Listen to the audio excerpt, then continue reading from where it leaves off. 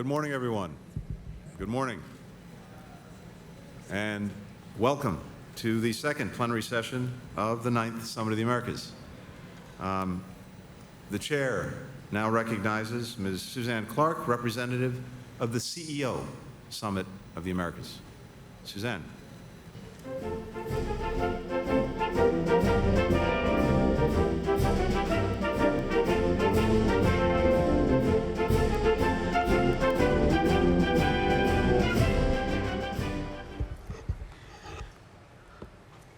Good morning, Your Excellencies, ladies and gentlemen. Thank you, Mr. Secretary, Mr. Chairman, several titles this morning. Thank you.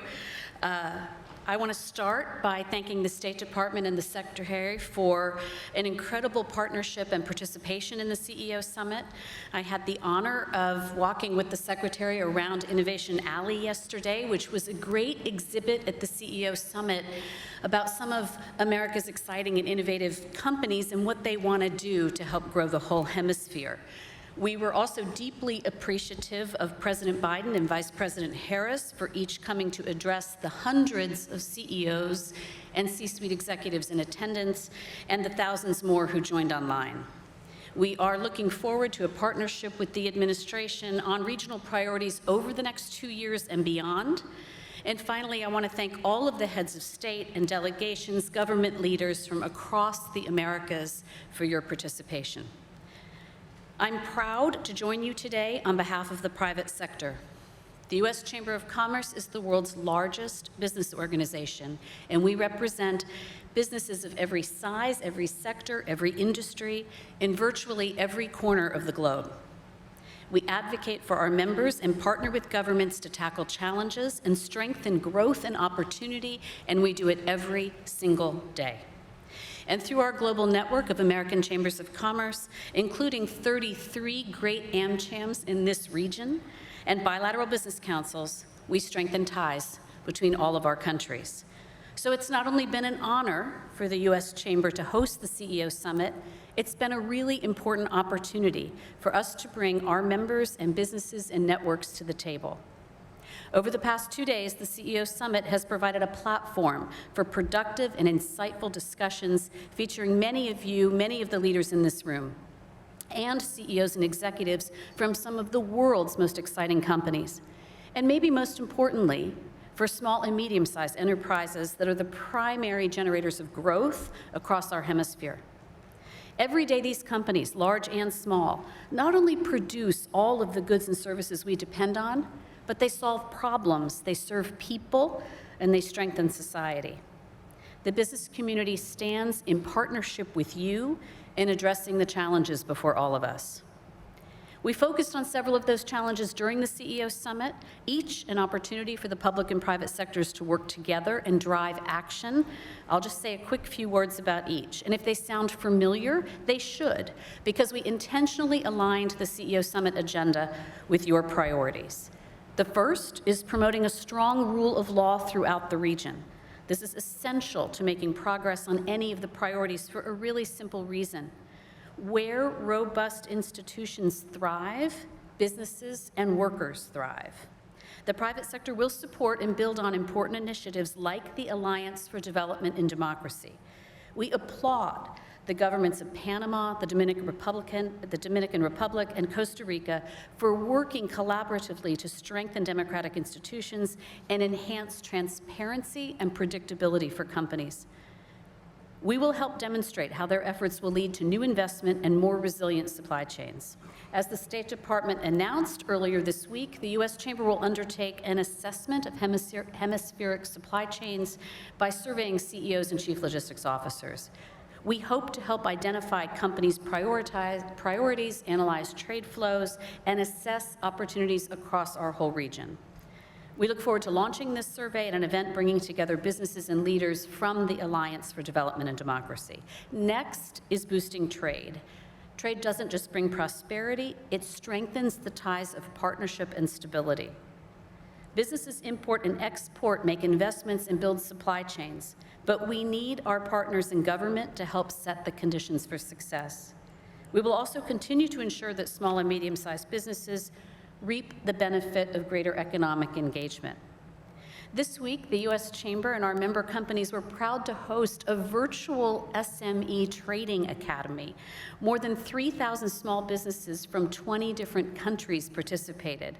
We want to build on that success, work with our member companies and other partners to expand it so we can talk to more and more small and medium-sized companies in your countries. Third, the CEO Summit focused on building resilient health systems throughout the region. The U.S. government's newly announced America's Rise initiative is an important step forward. Our member companies have been pushing for that initiative. We want to formalize a regional public partnership and dialogue on the really important conversation on healthcare. The private sector has committed to bolstering that work. Our foundation at the Chamber will stand up a new Reliance Operations Center of the Americas to serve as a real virtual hub. So the next time a crisis hits, whether that's a natural disaster, whether that's a pandemic, there is a hub that we can go to support each other. Next, we know that we all have to support digital innovation, which supports greater growth, transparency, and, importantly, economic inclusion throughout the region. For our part, business is committed to work diligently to close the digital divide while advancing technologies, as we all saw accelerated in the pandemic. And we will work with your governments to establish consistent regulatory frameworks that will help expand connectivity and foster digital transformation. Finally, as we all know, we must work together to address the energy crisis that's confronting our region. We need to accelerate the production needed to drive down energy costs while continuing private sector-led innovation and investment needed for the energy transition. We can and we must do both to help families, businesses, to help strengthen our energy security in a volatile geopolitical environment, and to significantly reduce greenhouse gas emissions. Ladies and gentlemen, all of us share a common destiny. In a lot of ways, we rise and fall together as a region. We know that we can't solve every problem here this week, but the business community joins you with a commitment to drive progress, a commitment to the hard work, and a commitment to sustained action. This summit might be a moment in time, but it can set the course for action for months and years to come. And though we have spent a lot of time at this summit talking about the challenges, let's not forget about the opportunities. We have an opportunity to come back from the pandemic stronger than ever. Our hemisphere can be a leading exporter of energy, a premier destination for travel and tourism, and a model for human rights, the rule of law, and the prosperity that flows from each. We can do this. We can do it together. The U.S. Chamber of Commerce stands ready to work with each of you to do just that. Thank you very much. Thank you, Suzanne.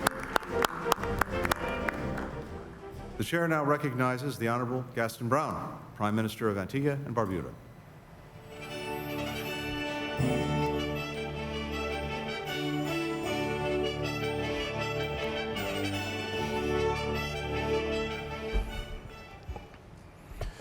Thank you very much, Mr. Secretary of State. I acknowledge my colleague heads, excellencies, distinguished ladies and gentlemen. While I'll register my regret that invitations to this 9th Summit of the Americas were not extended to all heads of government, I acknowledge that the crucial issues confronting our global community demand our urgent and collective attention. It is my hope that there will be no future summits to which any head of government of our Americas will be omitted. Indeed, we regard the trade embargo against Cuba as harmful to the promotion of peace and prosperity in this hemisphere. It should be ended. Similarly, we urge engagement with the government of Venezuela, allowing the country to use its resources for its people's needs and to play a peaceful and constructive role in our region.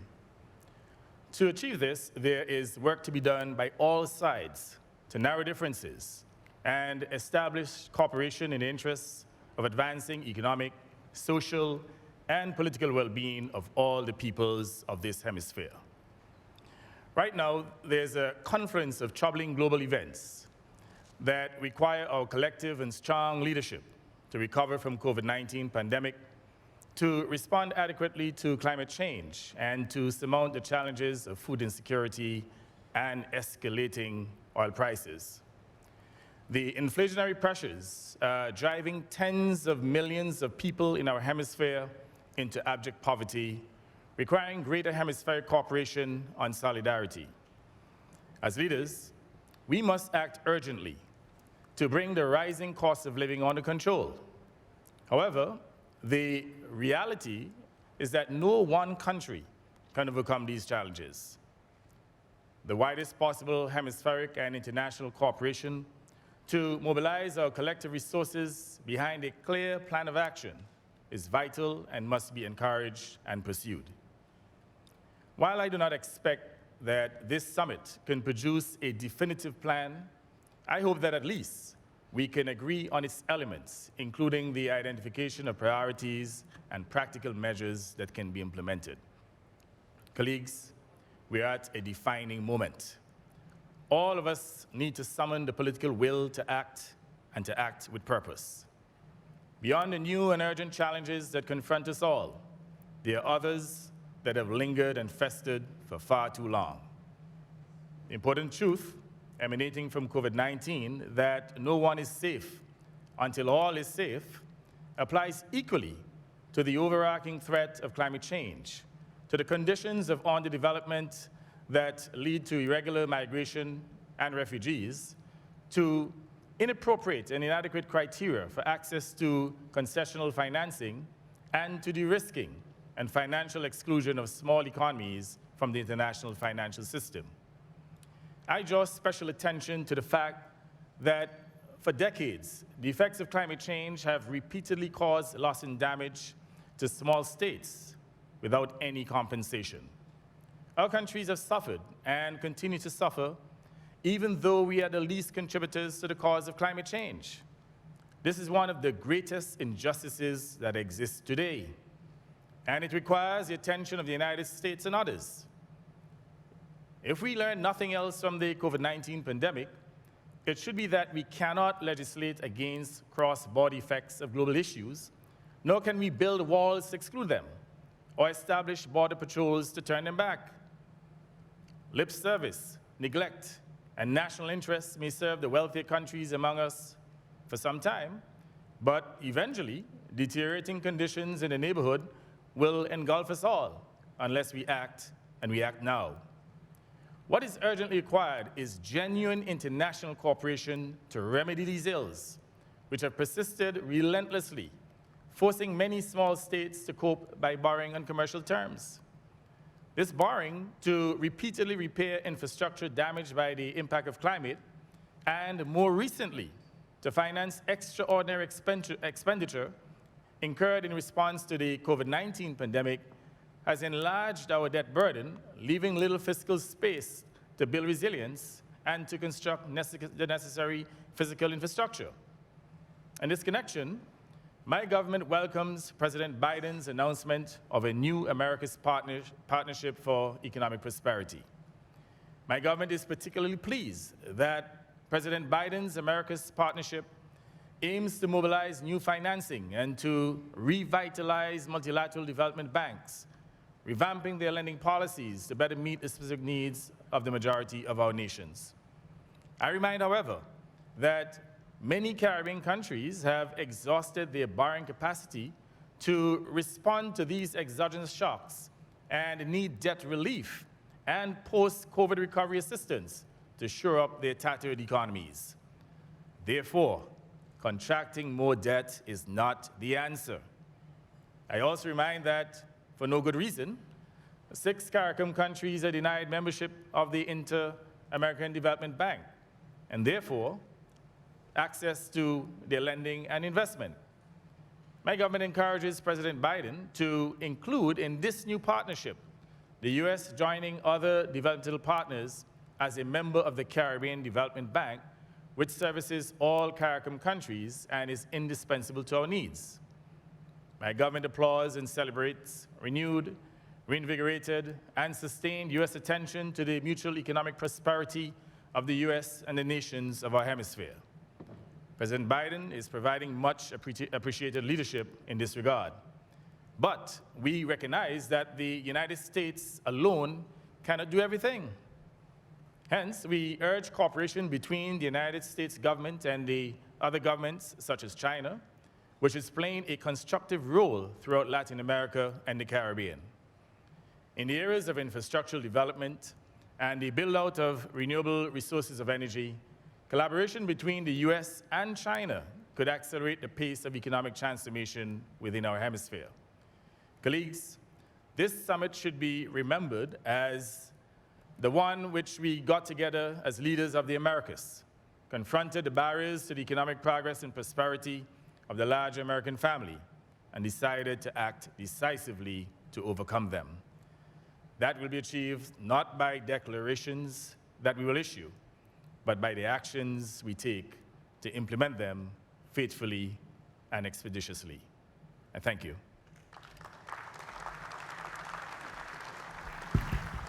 Thank you very much, Prime Minister. The Chair now recognizes the Honorable Philip Davis, Prime Minister of the Commonwealth of the Bahamas and Minister of Finance.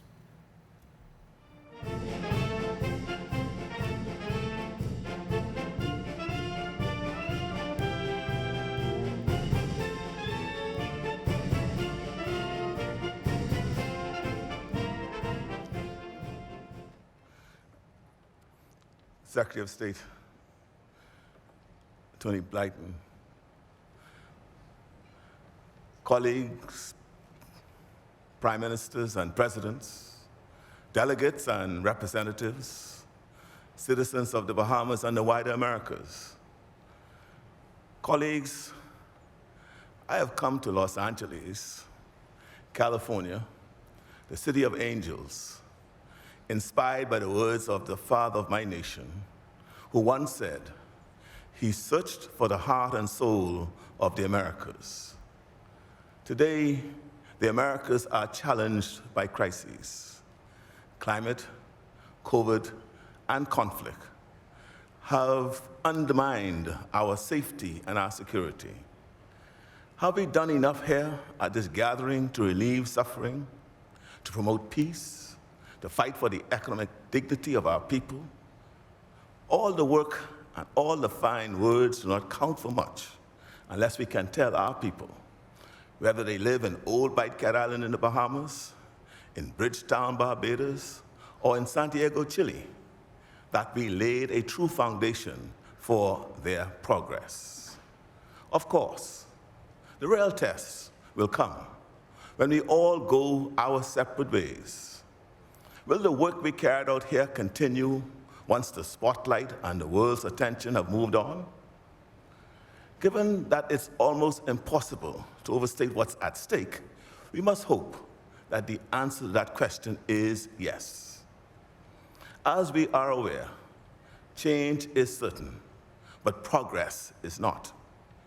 It should be sobering for us all that the issues we are confronting at the Summit of the Americas are more dire and more urgent than those discussed at the first such summit 3 decades ago.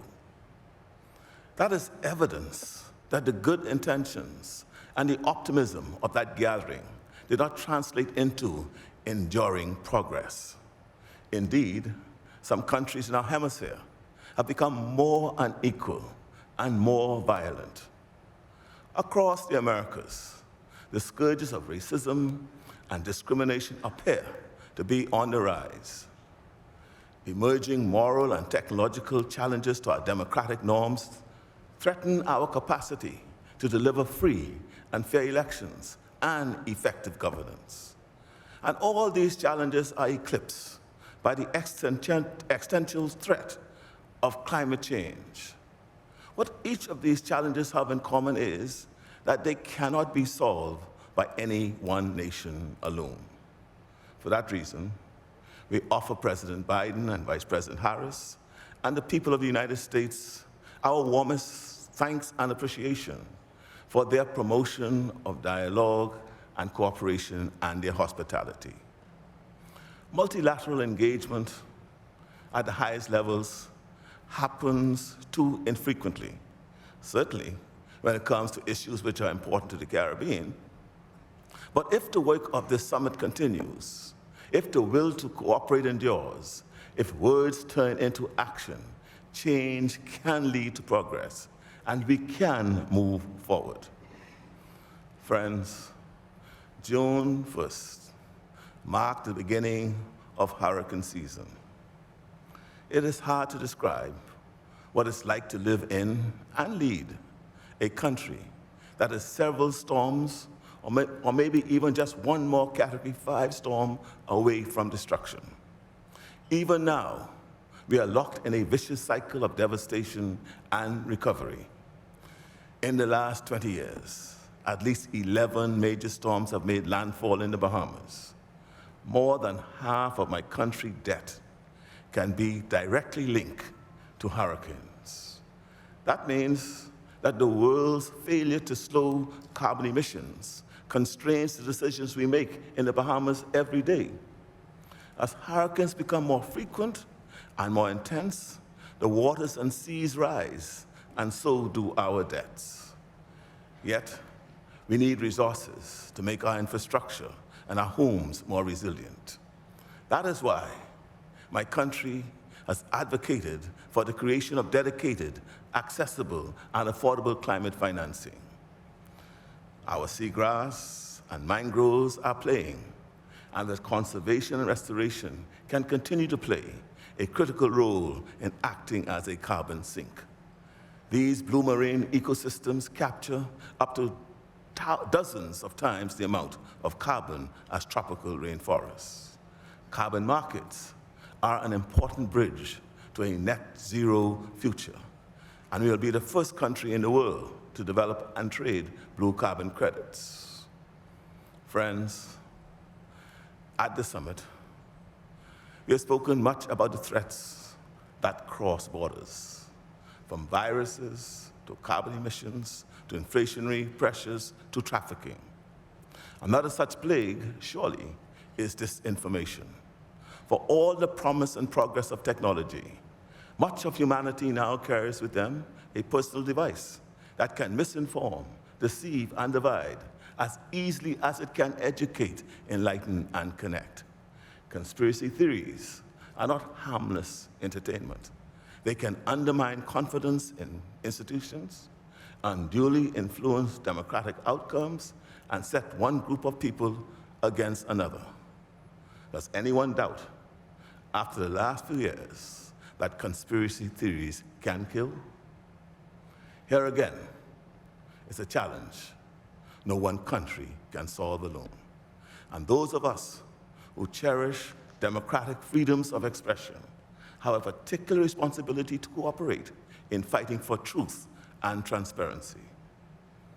Friends, COVID has ravaged our economies. Too many countries in the hemisphere have been neglected. We are grateful for the millions of doses of vaccines, but we must be mindful that the migration of healthcare professionals from the Caribbean to developed countries has been devastating for our healthcare systems. The Caribbean has lost healthcare professionals to the United States and Canada amid the worst pandemic of our life, making it harder to care for our own people. So I joined Prime Minister Belize in gratitude to the Cubans who came to our rescue in providing much-needed personnel. Friends, the dialogue and agreements which will emerge from this gathering are necessary precursors to much-needed action. Major conflicts around the world are made worse by the erosion of democracy in many corners. How we engage with countries where democratic values are declining is a major challenge of our times. It is easy to talk with those whom we agree, but we must also be able to talk to those with whom we don't agree. In fact, sometimes those are the conversations that are most urgently needed. All the countries in our hemisphere face overlapping developmental, security, and democratic challenges. Collaboration and collective action can only be of mutual benefit. The absence of the Republic of Cuba has made these deliberations less complete. We strongly affirm the need to always lead with consultation and diplomatic engagement, which is why we support efforts to breathe new life into the Inter-American Democratic Charter. The embargo against our Cuban neighbors, the longest such embargo in modern history, directly contributes to a rise in irregular migration, which heavily impacts my country. The easing of restrictions in 2016 led to a dramatic fall in irregular migration, a very welcome development for the Bahamas. We deeply regret its rescission and the corresponding rise in irregular migration which accompanied it. We also believe that more can be done to provide support for our brothers and sisters in Haiti. But that said, we also believe that this engagement must be led by the government and people of Haiti. For too long, the approach in the region has been about us, without us. We must commit to new tools and more focused engagement. Over the long term, we must also be mindful of the unintended consequences of isolation and separation. When we push away those with whom we disagree, they often take comfort in one another and deepen their alliances in the face of our hostility. A former American national security advisor described this as an alliance of the aggrieved. And such alliances can challenge our peace and security and disrupt other relationships. Friends, apart from the irregular movement of people, which I mentioned a few moments ago, the Bahamas is also being hard hit by the illegal transshipment of guns. We do not manufacture guns. Not a single gun is made in the Bahamas. We have witnessed an explosion in gun-related crimes that far too often end up in injury or murder. I strongly urge those states in the region which manufacture guns to continue to work closely with us to contain them within their own borders and do what you can to prevent such harmful proliferation. Surely, the right to bear arms cannot be interpreted as the right to traffic arms. Friends, in conclusion, we need to keep talking. We all need to keep talking. And we also need to keep doing, upholding our commitments and taking the action necessary for our collective survival. Often, it is when the talking stops that the fighting starts. And it's only when the talking starts that the fighting stops. If the institutions within our inter-American system are no longer fit for purpose, then let's rethink or recalibrate to whatever degree necessary in order that they may fulfill their potential. The Bahamas believes that the OAS in particular requires both a structural and cultural adjustment. Membership in any organization bestows privileges, but membership also confers responsibilities. And a basic expectation must be that members make good faith efforts to keep resourcing commitments to the organization. For almost a decade, staffing, projects, and programming at the organization have deteriorated. The OAS is, in many areas, a shell of its former self. My country's mission to the OAS has been charged with focusing on necessary OAS reform. We hope that other countries will join our efforts. Let this gathering fulfill its mission to drive change in the region for the better of us all. Thank you.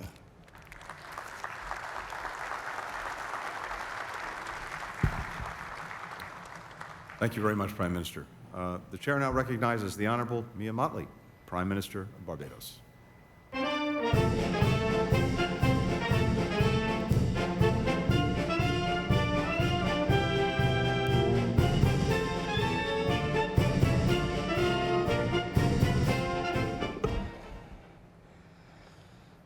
Bless my eyes this morning. The sun is on the rise again. The way earthly things are going, anything can happen. Mr. Secretary, there is so much trouble in the world. Excellencies, there is so much trouble in the world. Heads of government, there is so much trouble in the world. Heads of state, there is so much trouble in the world. I've chosen the language of Bob Marley this morning, not because I'm an apostle of Bob, as you probably have realized by now, but also because he reminds us of the day-to-day reality of our people and of our citizens. And we have come to Los Angeles hopeful that we're not just going to engage in speeches, or we're not just going to engage in platitudes, but we go home to make a difference to people at perhaps the most difficult time this world has seen in 100 years. We have 3 global crises, and any one is sufficient to bring us down. The climate crisis hurts from you here in California in fires, to us in the Caribbean through the heart attack of hurricanes, and the chronic NCDs of water crises and droughts, or floods, depending on where you go. We fight the pandemic. And even as we talk about the pandemic, we need to start to qualify it, because we fight the COVID pandemic without realizing that the slow onset pandemic of antimicrobial resistance is already upon us, being fueled further by how we farm, how we treat each other with the abuse of antibiotics, and how we literally allow those things to flow into our environment and contaminate our water system. And as if that was not enough, we now fight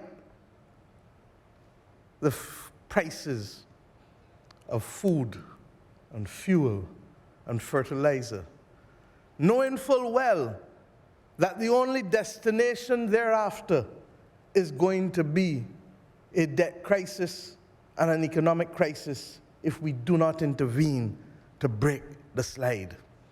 My friends, how much more evidence do we need? You see men sailing on their ego trip, blast off on their spaceship, million miles from reality. No care for you, no care for me. If I could have sung it, you would have joined me. But I don't need you to join me in the words of this song. I need you to join us in the chorus of action that our people need, not want. Our people need immediate intervention. 6-week crops and 12-week crops is what is going to feed our people. We need to be able to shield them from the price of fertilizer that is making their efforts almost impossible.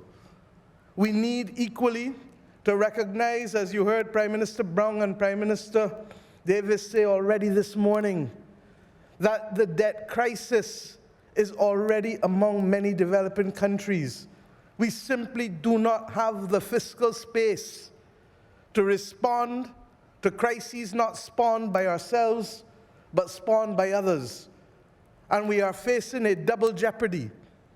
Our countries were those from whom wealth was extracted in order to build the developed world. Our countries were left at independence with no compact, no money to finance basic rights of housing and healthcare and education. And when we fought to do it, now we find ourselves having those efforts crowded out, literally, by our inability to be able to face and find the money because we are using it to recover from climate crises, not of our own making. Where does the double jeopardy come? That it is the very industrial revolution that the blood, sweat, and tears of our ancestors financed that is now causing us not to be able to respond to the needs of our people in the most basic of ways that humanity requires. My friends, there is so much trouble in the world, and we think we've found a solution, but we want to tell people only about financing after the climate crisis. We need to be able to prepare before the crisis so we can reduce what we have to spend by 7 times. We need to recognize that adaptation has no private sector follower because there's no return on investment in adapting to the climate realities. That is the function of the state. And therefore, the international community is required in the justice of the moment to help us prevent loss of life and property for a crisis we didn't create.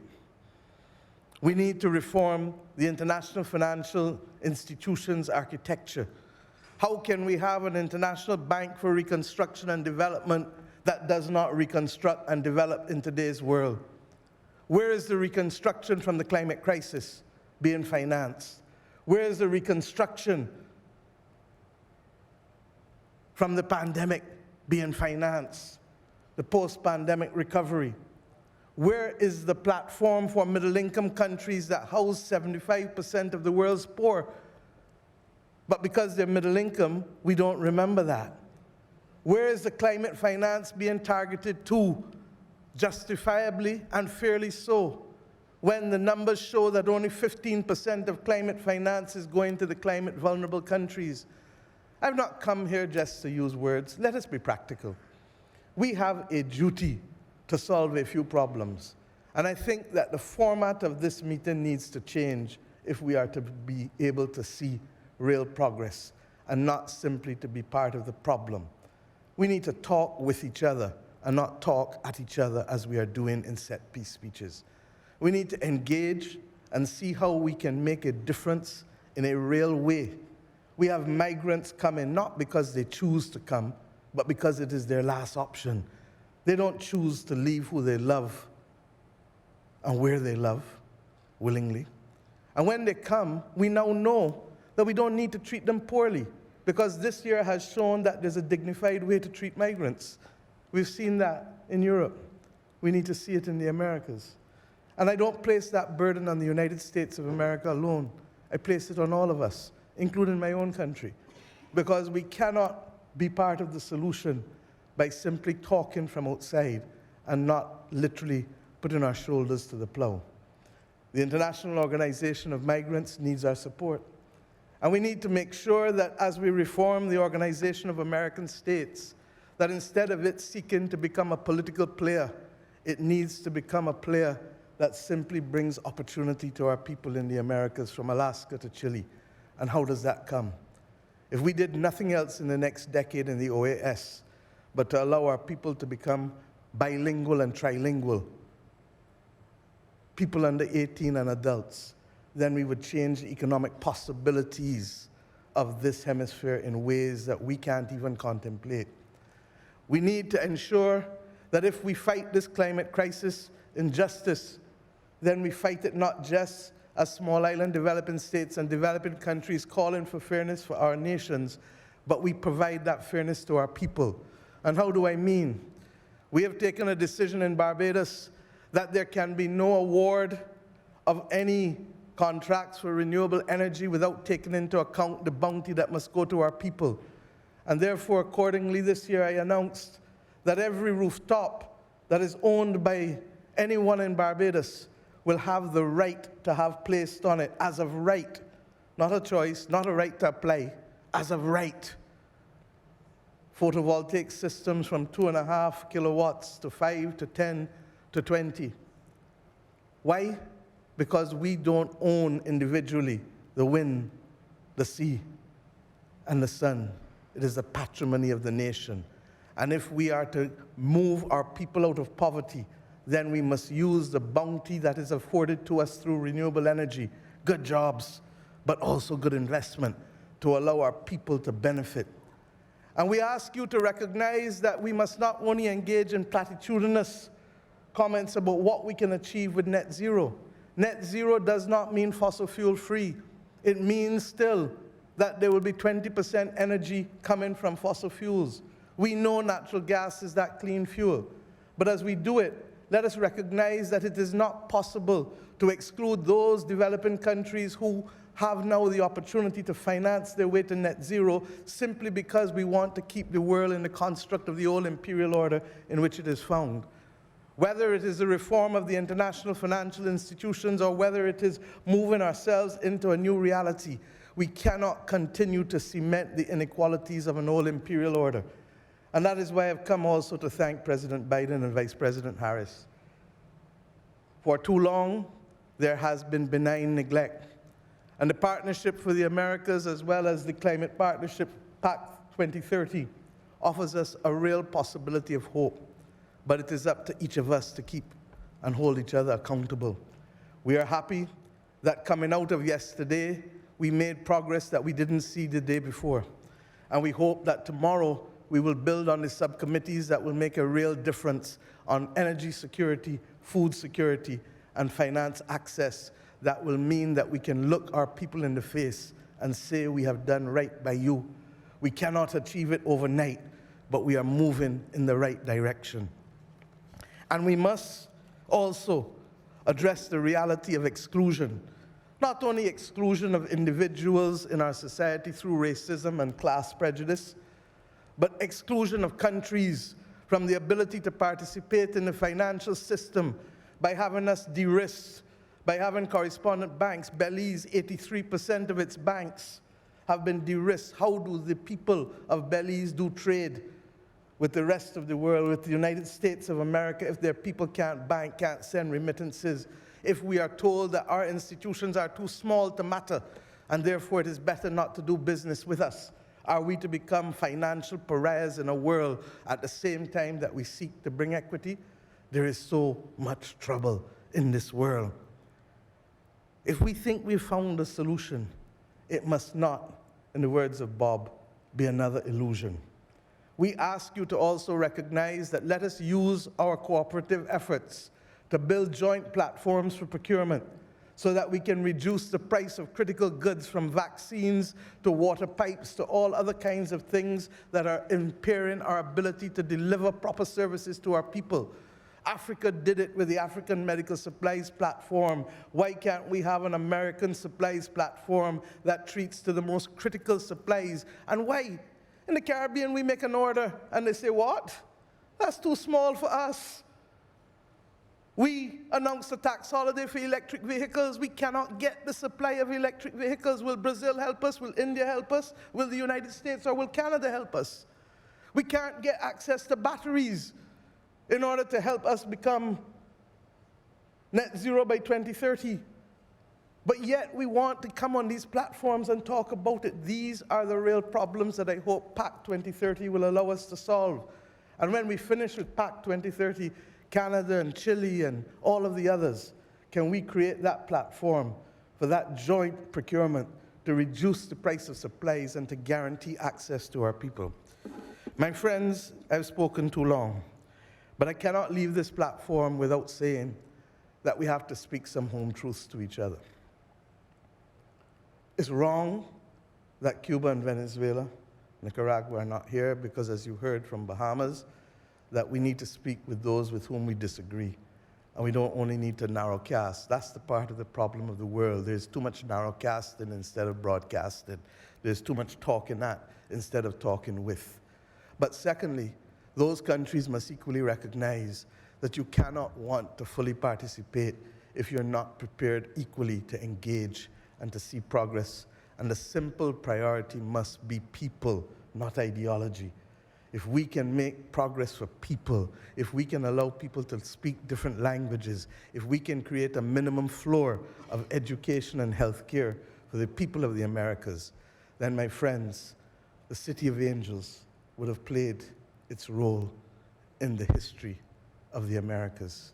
I hope that we leave here today conscious that we must never again come to a summit to talk at each other, but simply to talk with each other in partnership and for the purpose of the prosperity of our people. Thank you.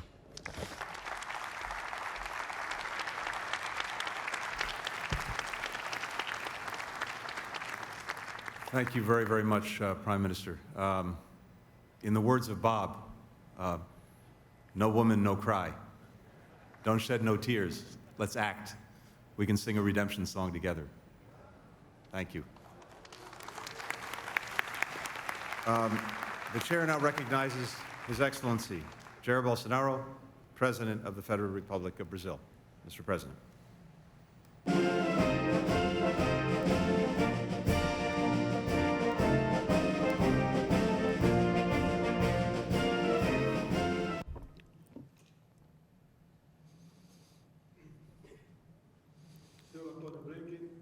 Mr. Anthony Blinken, Secretary of State, Chiefs of State and of Government, Mr. Luis Almagro, Secretary General of the Organization of American States, Congressman Arthur Lira, the Speaker of the House in Brazil, and ministers with me. Ladies and gentlemen,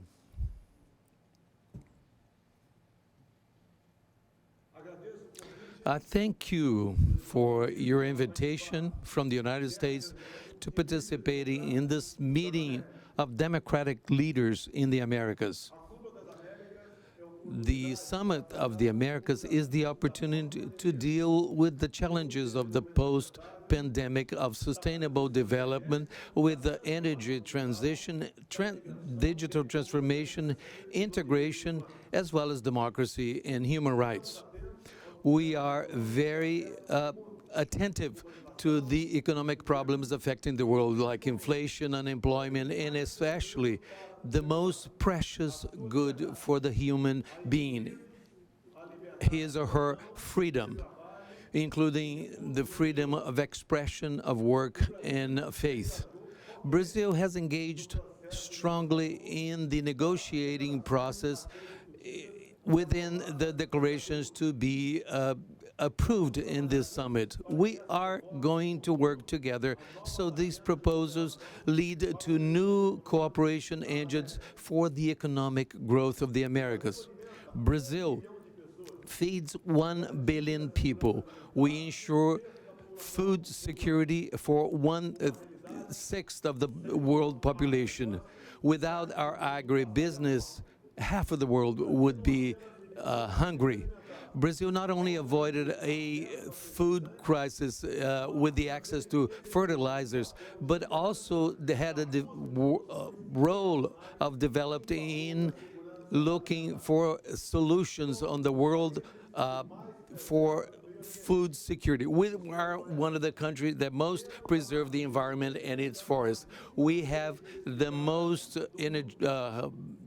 diversified and developed energetic matrix in the world, even losing part of our native forest, but only using 27% of our territory for cattle raising and agriculture.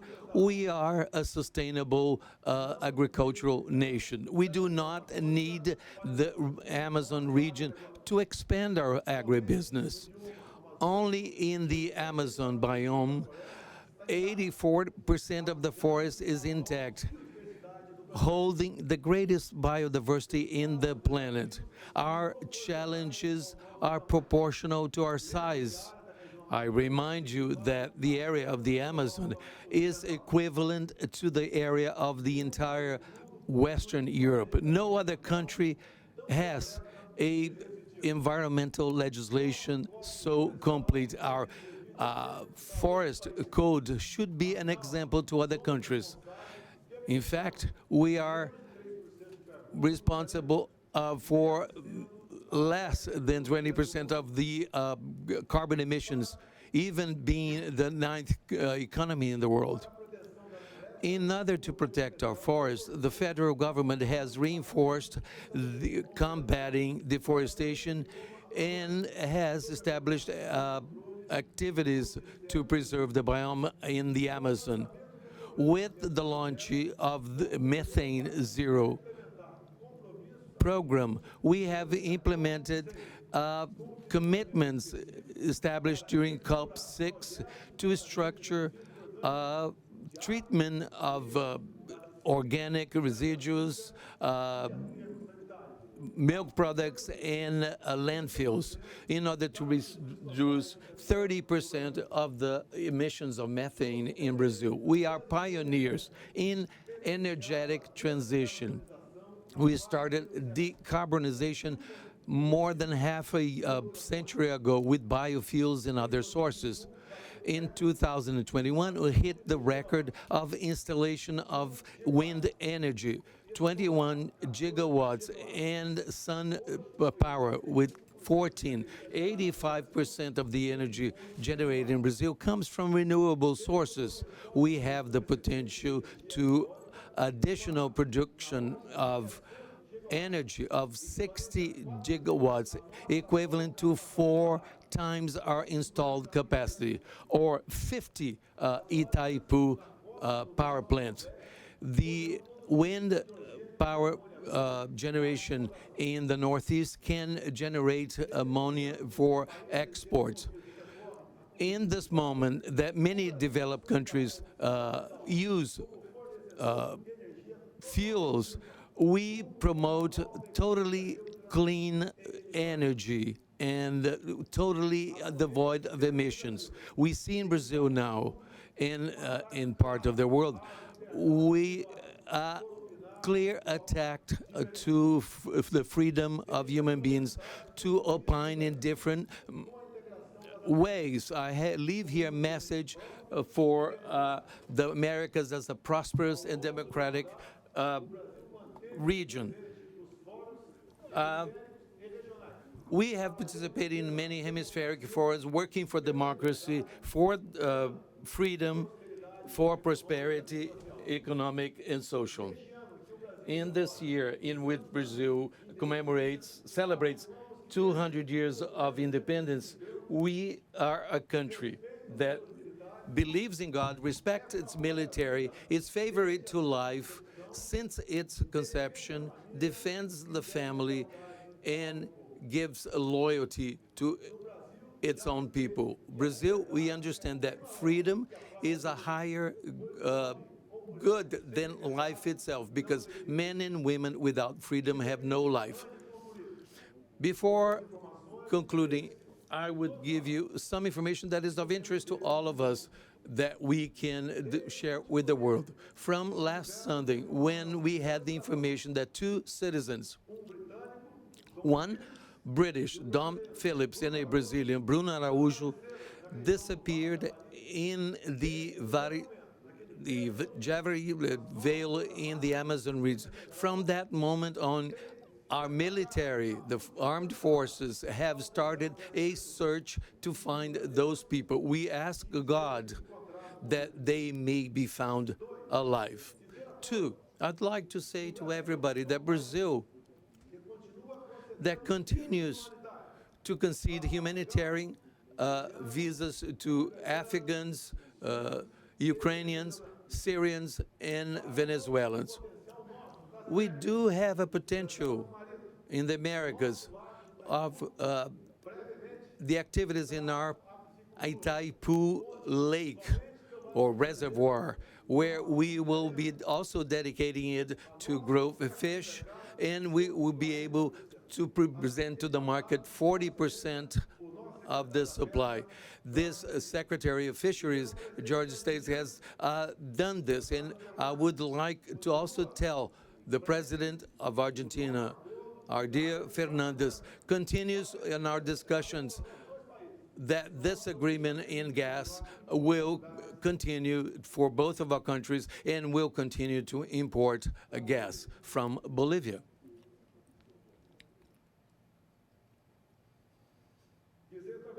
I would also like to say to all from the presidents from Guyana and Suriname that our visit to our recent visit to our countries is intended to collaborate with the oil and gas situation in your countries. You have reserves in oil and gas equivalent to 90% of the Brazilian reserves. I am sure that together with other partners, your countries will finally be highlighted in the world scenery.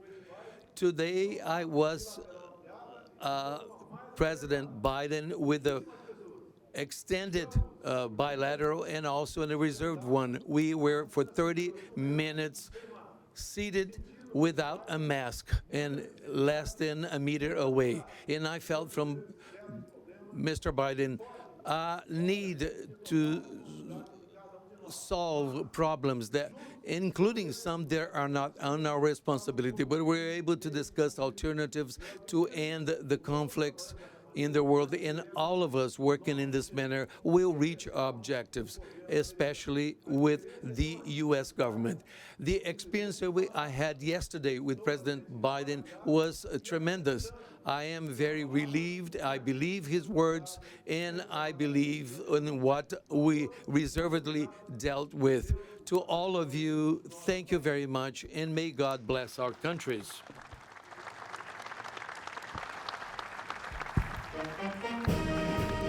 Thank you very much, Mr. President. The chair now yields to the Secretary of Health and Human Services, Javier Becerra of the United States, to preside as chair. Javier.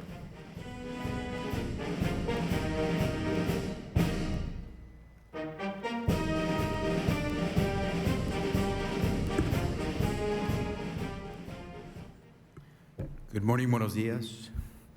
It is an honor to be with you. Un honor estar con ustedes este día. Let us continue forward. The chair recognizes now the Right Honorable Justin Trudeau, Prime Minister of Canada.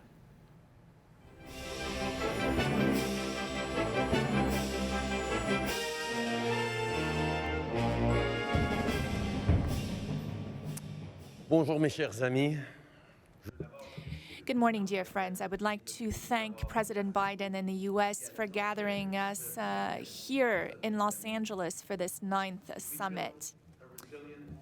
Responsive and effective inter-American system that makes real contributions to the lives of our citizens every day.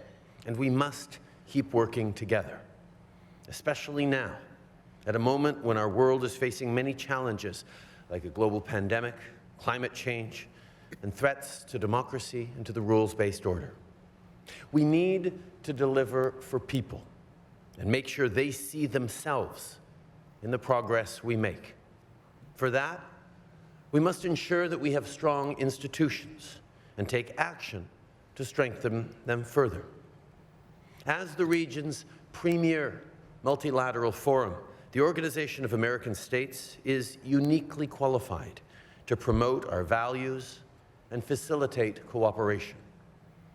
This week, Canada endorses the United States-America's Partnership for Economic Prosperity. We believe that this partnership responds to hemispheric priorities and that it will provide us with more tools to tackle inequality and grow the economy and the middle class. When peace, stability, and prosperity are threatened by an illegal and unjustifiable war, it is a global concern. I visited Ukraine last month to express my support in person to President Zelensky and to the Ukrainian people. I saw the devastation firsthand. I want to thank our partners here who continue to send strong signals of support for Ukraine. As you know, Russia's actions have consequences not only in Eastern Europe, but throughout the world, particularly in the global south. Consequences like food shortages. In Ukraine, the grain elevators are full. They had a record harvest crop last year. Now, Ukraine is expected to have a crop 1/3 smaller than last year because of the war. And Russia is blocking it from getting out. As you all know, there are no sanctions on food. We need to counter and continue to counter Russian disinformation at every turn. Canada recognizes the negative impact of this crisis on economies and on food security in our hemisphere, and will be there to help, both with short and longer-term solutions. We'll also continue to do our part to respond to COVID-19. Already, we've invested $11.5 million to support countries in the region through the Pan American Health Organization and through our embassies and high commissions. And we're providing an additional $50 million to the organization's pandemic response, as well as over 760,000 vaccine doses. pendant qu'on poursuit notre lutte contre cette... As we keep fighting against this pandemic, we need to improve resilience of our health systems. We need to ensure that they can respond to the needs of all, especially those who are most vulnerable, because a better future is a future where no one is left behind. This is why Canada encourages the equality of genders in its diplomatic initiative, in its commercial initiatives, and in its development aid. To promote the human rights of women, girls, gender-diverse people, and LGBTQ2 communities. Everyone should be able to live a life free of discrimination and to be able to make their own choices for their own bodies. And everyone should have the opportunity to reach their full potential. Advancing rights and economic empowerment for everyone must always include Indigenous peoples. Their voices need to be heard in summits like these, and we call on other countries to support their meaningful participation. Because when more diverse voices are heard, everyone benefits. That's why it's so important to continue fighting for our democratic values. Around the world, we've seen a rise in authoritarianism and a backsliding of democracy. Le Canada est déterminé. Canada is determined to work with its partners in order to improve the resilience of our democracies. With Panama, we are proud to co-chair the working group on the Inter-American Action Plan on democratic governance. We are also encouraging a larger adhesion to organizations like the Coalition for Freedom Online that Canada is chairing this year. In this way, we will be able to better fight against disinformation, misinformation, and dangerous content online while promoting inclusion in the digital space. Barbados has long been telling us that smaller island nations are struggling to deal with a triple crisis that includes COVID-19, rising fuel and food prices, and climate change. Our international financial architecture was designed long before the challenges we now face, including this climate crisis. We need to work together to think creatively to address climate risks that more vulnerable countries are facing.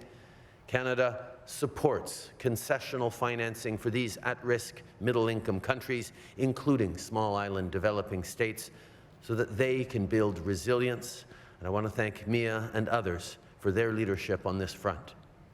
At every forum, from the Francophonie to Commonwealth to the OAS to the G7, the G20, APEC and others, Canada will always be there to speak up for countries who aren't at the table and who are particularly vulnerable to events beyond their control.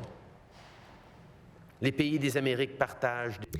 The countries of the Americas share oceans. We are tied by agreements that foster innovation, and we have a common future.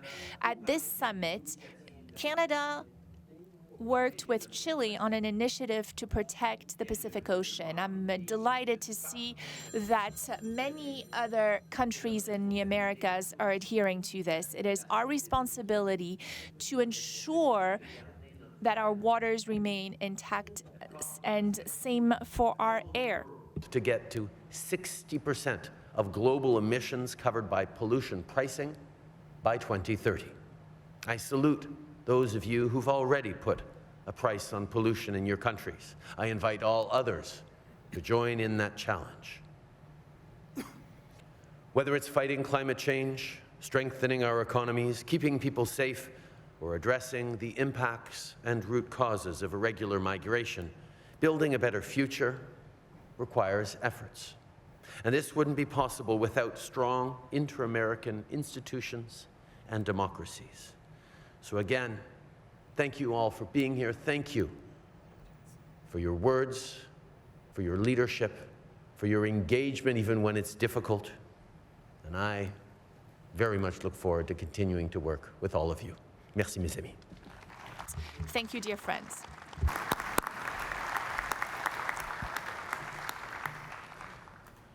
Thank you, Prime Minister. The chair now recognizes His Excellency Gabriel Boric, President of the Republic of Chile.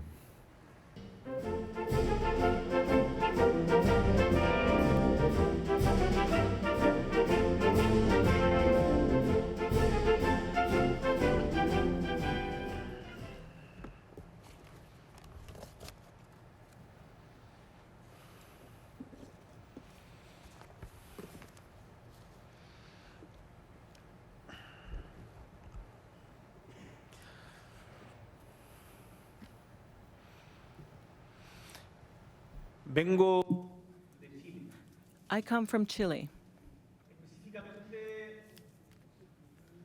specifically from Patagonia, from the southern part of our continent, where the continent begins. And in Chile, as perhaps some of you know, we are currently in the middle of a deep-seated process of change and transformation that is not without its difficulties. A process of change that began with social protests in the heart of our people, and that in the middle of perhaps the most difficult challenge we've faced in the last few decades, we decided to solve it with more democracy and not with less. And that is exactly what the constitutional process is about that is currently underway in our country. It is equal, democratic, with the involvement of Native peoples. And it will end with the referendum on September 4th of this year. I bring this up because we firmly believe in democracy, in the free exchange of ideas, where, as Mia said, President Mia from Barbados, where we may be able, not only be able to speak to other people, but to speak with other people, to find each other, to share, to persuade each other. And that is why we are here in Los Angeles. And I would like to thank President Biden for this invitation. We are here to dialogue, to listen. And that is why we are we have the deep-seated conviction, as many presidents who have preceded me have said, for this to truly work, there can be no exclusions. We should all be here, and not all of us are here. And I don't like this. I don't like the exclusion of Cuba, Venezuela, and Nicaragua. And you know why?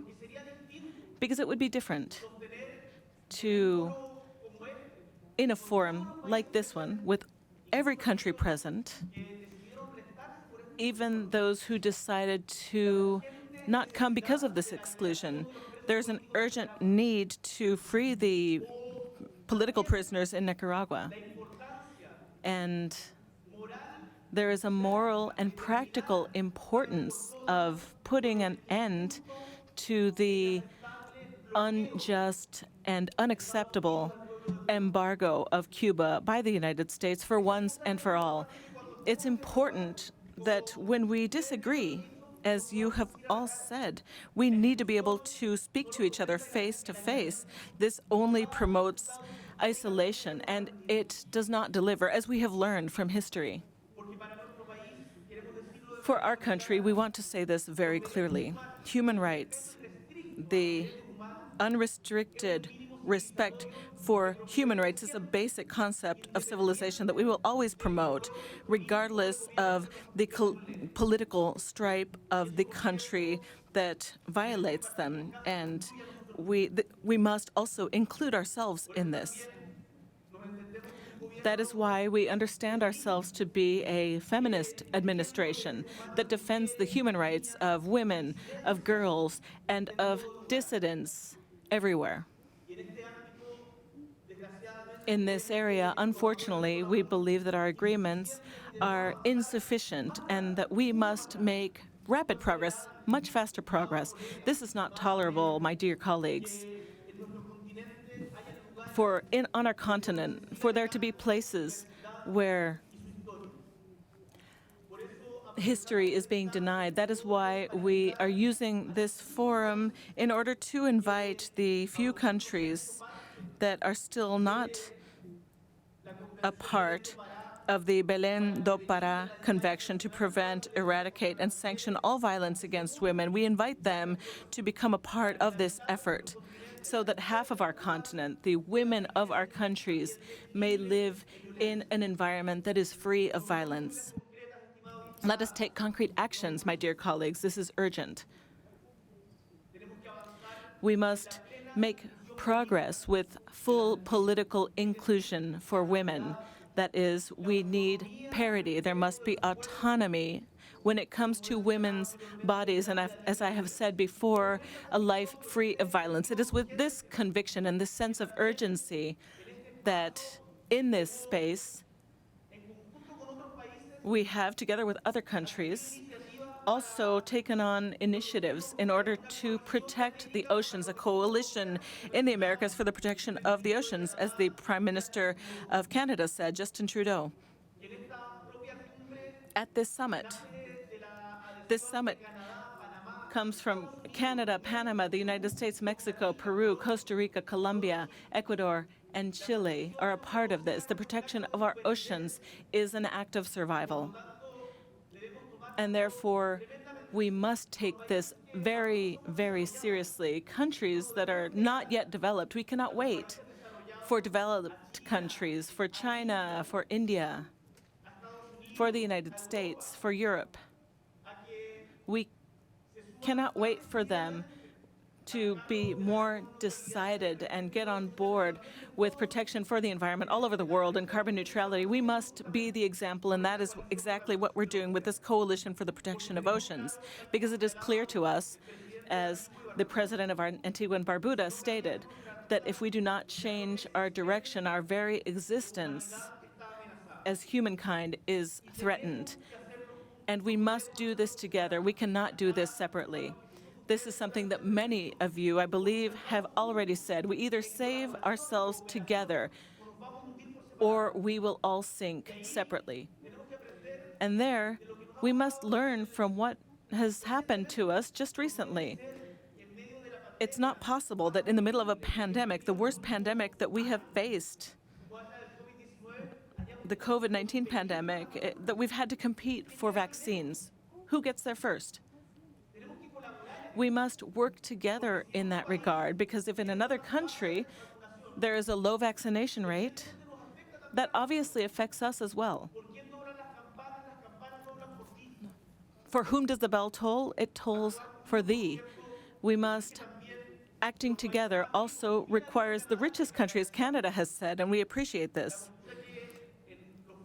The positions such as in the G7 or the G20, these countries need to be the most committed. They must play the role that is theirs, both within our countries as with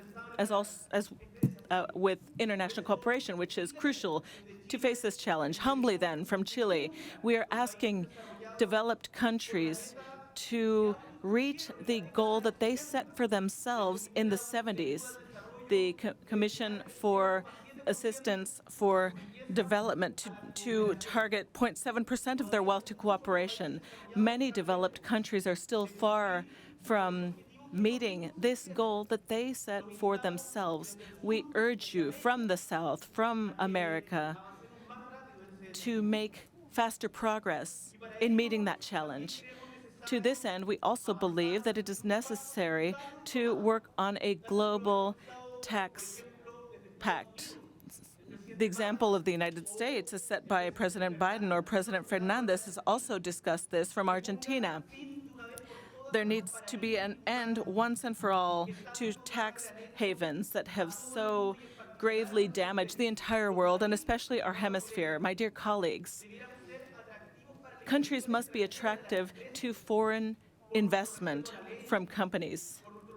because we enforce the laws, because we respect treaties, because of the human capital we have, our education, our training, and our commitment to green and clean economies, but not because of low environmental standards or labor standards, not because there is suicidal competition when it comes to tax breaks. So let us work together on this road. In the area of migration, let us take on the shared responsibility that we all have.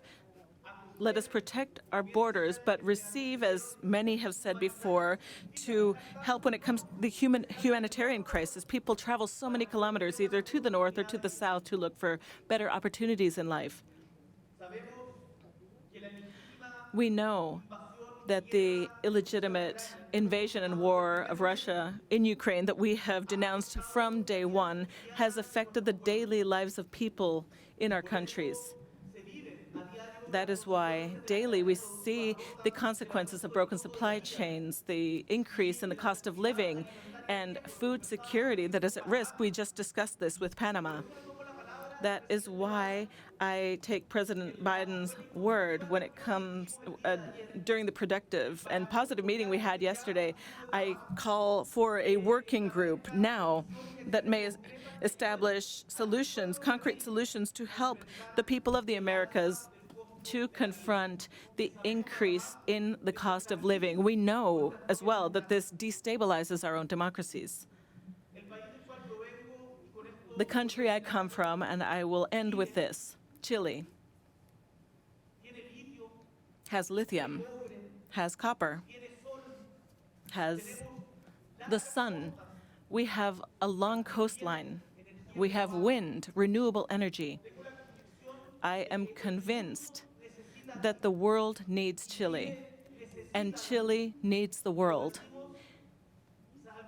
And we say this, perhaps this has been somewhat absent over the last few decades. We say this as members of the community of Latin America. Chile is profoundly Latin American because we know we face common challenges and that we need to make greater progress in integration. In Europe, almost 80% of trade is among its own members. In America, it's only 15%. We're very delayed. We must become more integrated. So initiatives such as the ocean channel between Brazil, Chile, Argentina, these are initiatives that it would be worthwhile expanding to the rest of the continent. My dear colleagues, we don't want to be clubs that exclude countries, clubs that are exclusive to people who are like-minded. We must leave fragmentation and polarization behind on our continent, and we must move to action. We must be a single voice from America to the world. That is why I invite you to all work together at our bilateral meetings, at meetings where we look each other in the eye and create a new continental pact where we were all equal, free, and sovereign, so that we may work for development that is equitable, sustainable, and that may change people's lives for the better, the millions of people that we represent here. From all of America, we can and we must change the world. Thank you very much. Gracias, Presidente Boric. Chair recognizes His Excellency Iván Duque, President of the Republic of Colombia.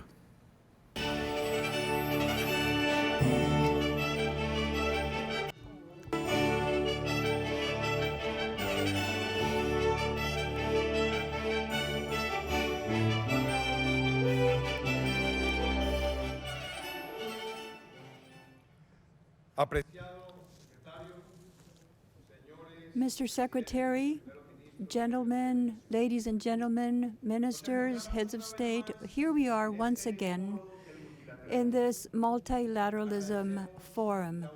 We're very thankful for President Biden's hospitality and the government of the United States of America.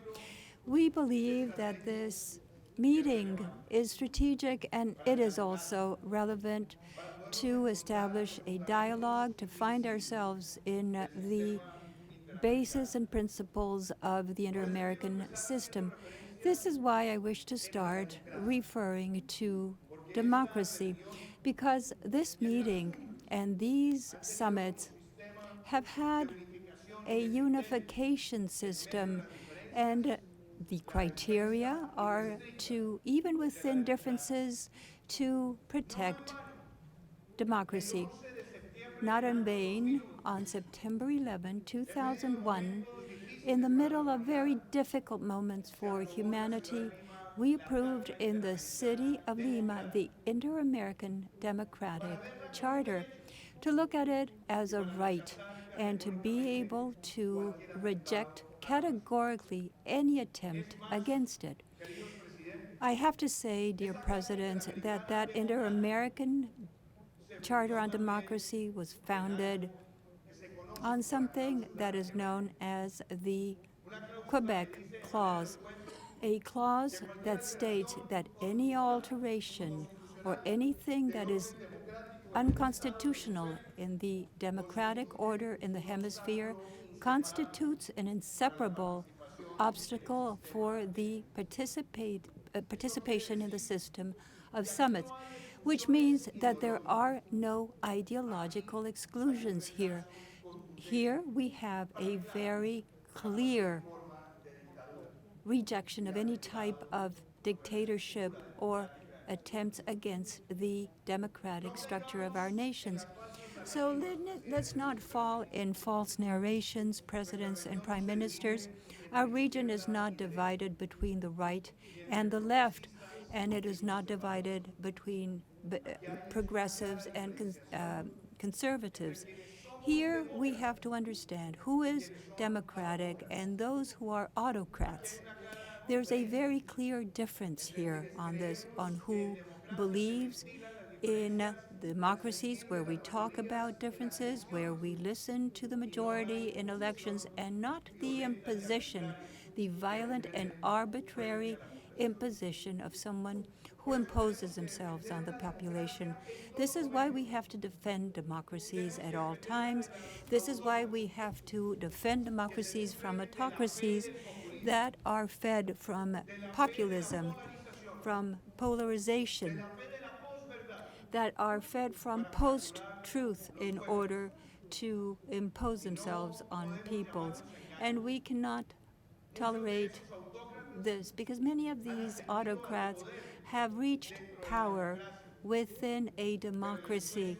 But after that, very subtly, they transform it in a dictatorship until it becomes an actual dictatorship. So these autocrats that have had re-elections, undefined and indefinite re-elections, have to be pointed out. They have to be denounced, because we also have to understand that the genocide that we see today in Ukraine is the product of an autocracy.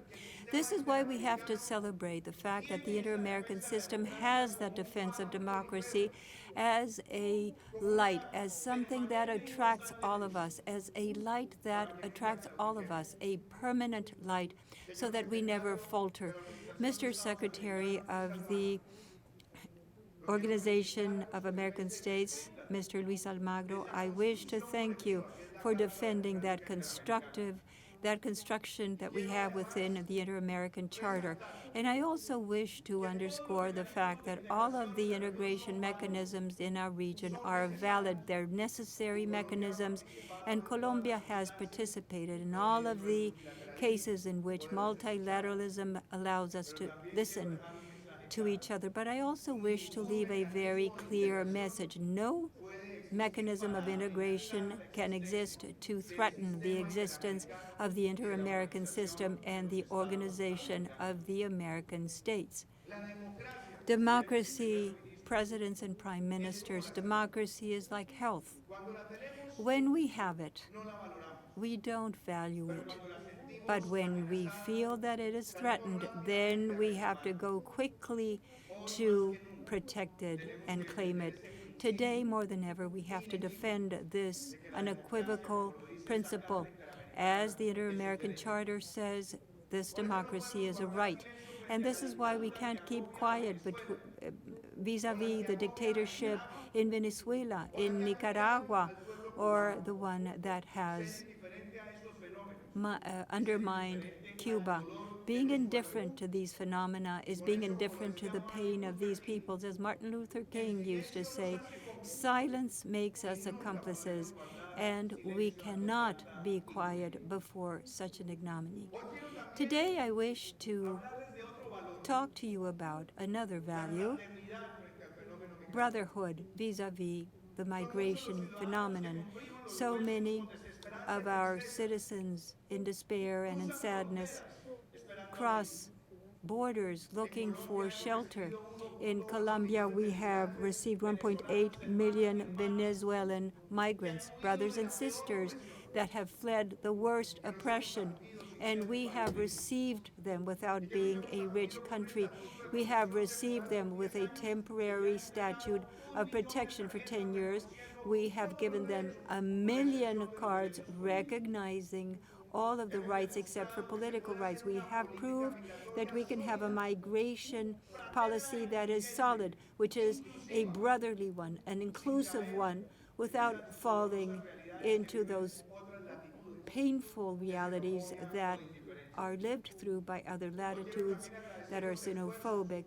I wish to recognize the efforts of President Abinader and Lasso, who have also been very generous vis-a-vis migrants.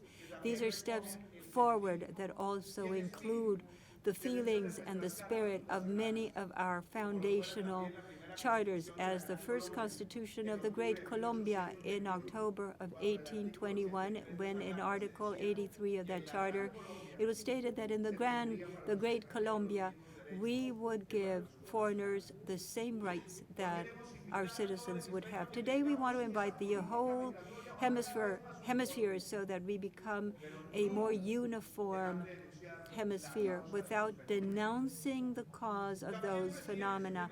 Presidents and prime ministers, I also wish to talk to you about the urgent need to face climatic change. There is no planet B, and we can't hope that those who cause this crisis respond. We have to make sure that they respond with all of their strength.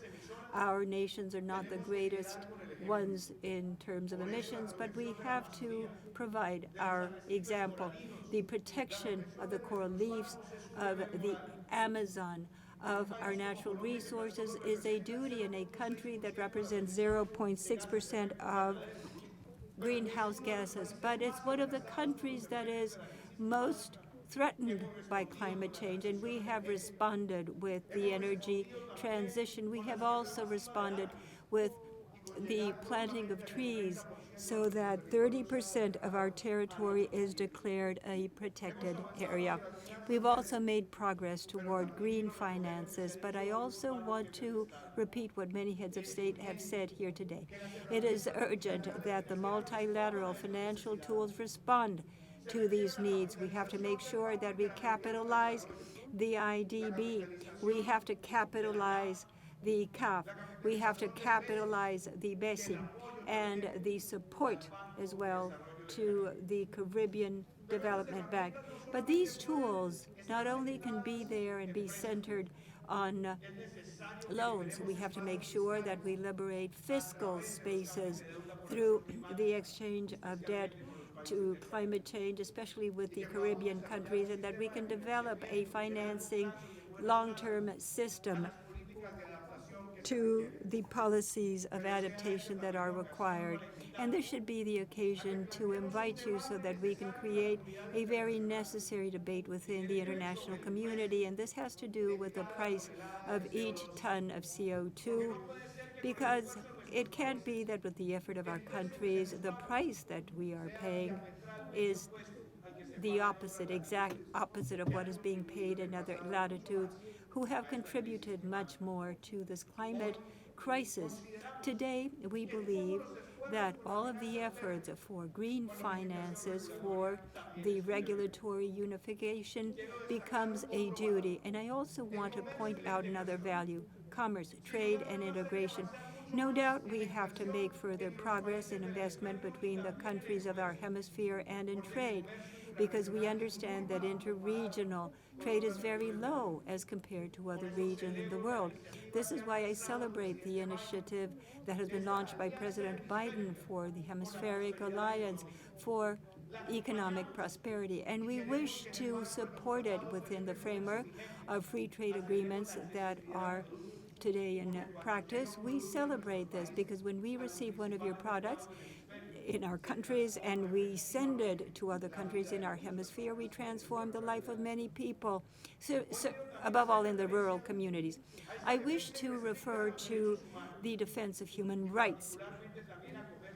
Unrestrained defense of human rights, and we want to listen to those voices so that we can take on the international treaty against violence against women and young girls.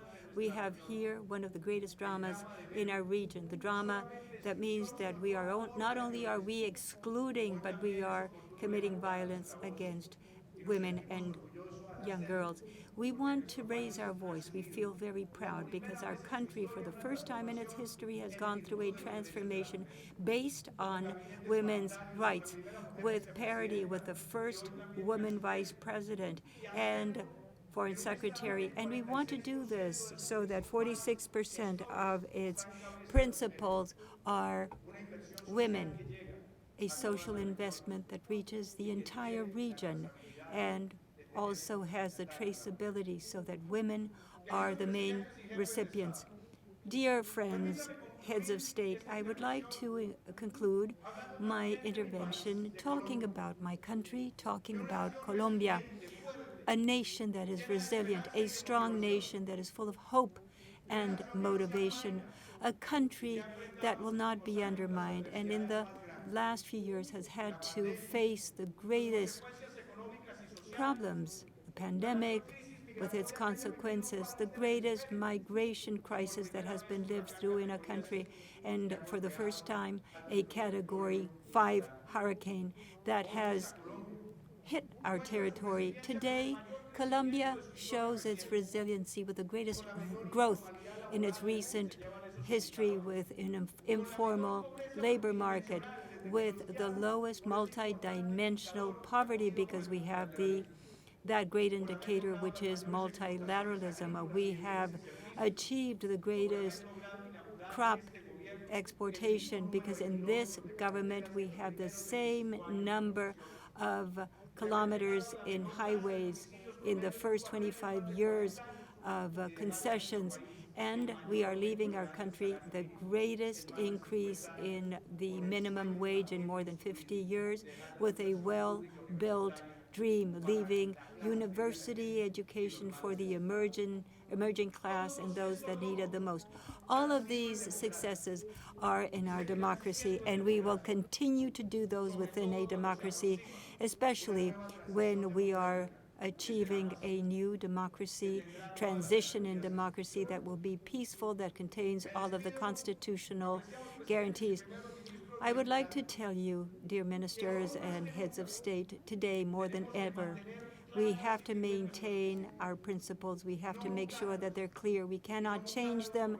We cannot change them because it's what the occasion means for. We have to defend the Inter-American Charter. We have defended the clause of Quebec. Let's debate our differences within a democracy, but never do we have to make sure that these summits are a fertile territory for dictators. Thank you so much.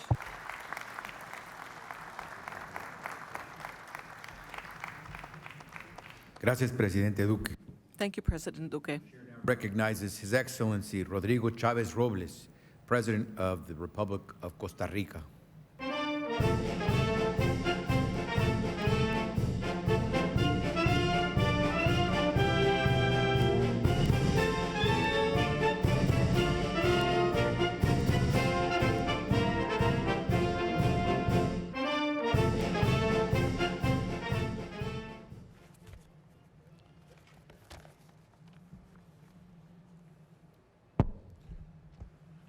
Excellent.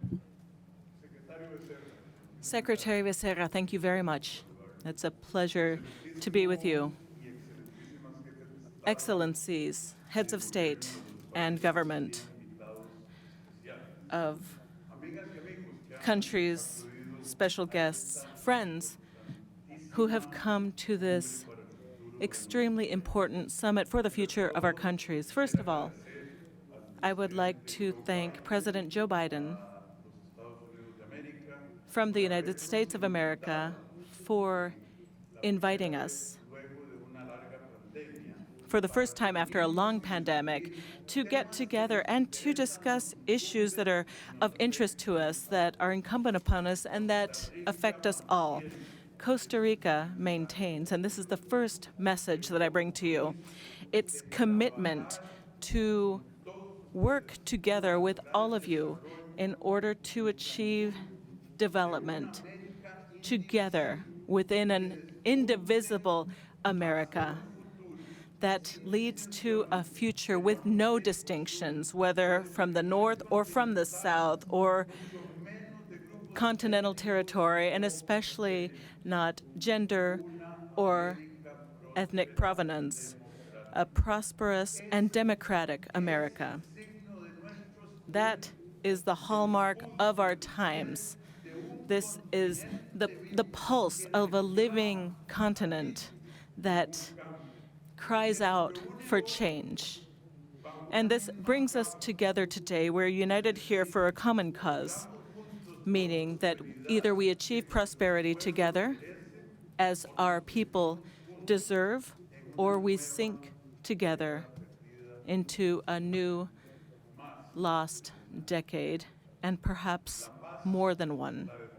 Peace, democracy, and the prosperity of the continent depend on our being able to collectively tackle the challenges and common threats that we face for the welfare of our countries. I am sad to say that these challenges are really old ones that we know well in our region. Inequality, poverty, public services that are deficient, a lack of security, and corruption. Yes, corruption that have been with us in many places on the continent throughout our histories. Each one of our countries has come up with solutions and prescriptions, and in some cases, these have led to diplomatic or armed conflicts. I tell you all, ladies and gentlemen, heads of state, no more. This is the time for us to take action. This is the time for us to once again find our shared values that allow us to build an America that is prosperous and democratic. This is the time to find common answers to the challenges that we face in each one of our societies. This is the time for us to come together, to find the will to act, and to once again return hope to the citizens of our beloved America. The attack against democracy is one of these great challenges. Costa Rica, in spite of its long-standing tradition and commitment to a democratic way of life, has not escaped these threats in our area. But it is in honor of this democratic tradition that we have taken up the defense of democratic values, freedom, governance, that ensure states that are efficient, that bring their forces together with their citizens. We must bring in businesses to generate wealth and civil society organizations to protect those who are the most vulnerable. But on our ambitions and our common aspirations, we must acknowledge that the shadow of corruption spreads over these, dark evil that turns countries that succumb to it into ineffective machines that lead to cronyism. These condemn our economies to being permanently delayed, and it makes people stop believing in the system, in the political class, which in many cases has forgotten that the mandate of the people is for us to govern for them.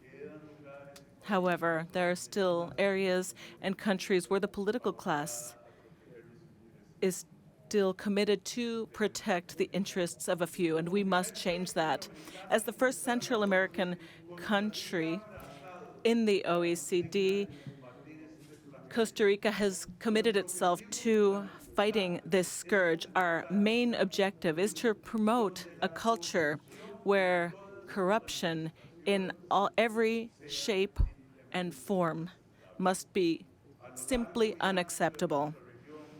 All over our region, there is another scourge that brings us together and that we will only be able to fight once we understand that it is a phenomenon that requires collective action.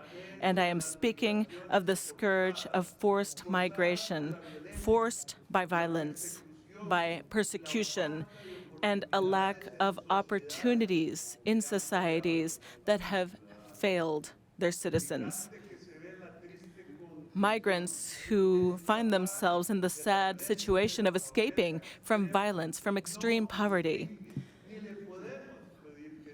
We cannot ask them to distinguish between borders or flags. At the end of the day, when hunger is there, when people are cold and hungry, it doesn't matter under what flag they find themselves or from what country food comes from that will fill the bellies of human beings. Costa Rica has been a leading country in integrating refugees and protecting migrants, and we want to continue being that place, that light of hope. However, as many of you, we also face a reality, which is the need for resources to continue to be a safe place, to be a safe haven for these people.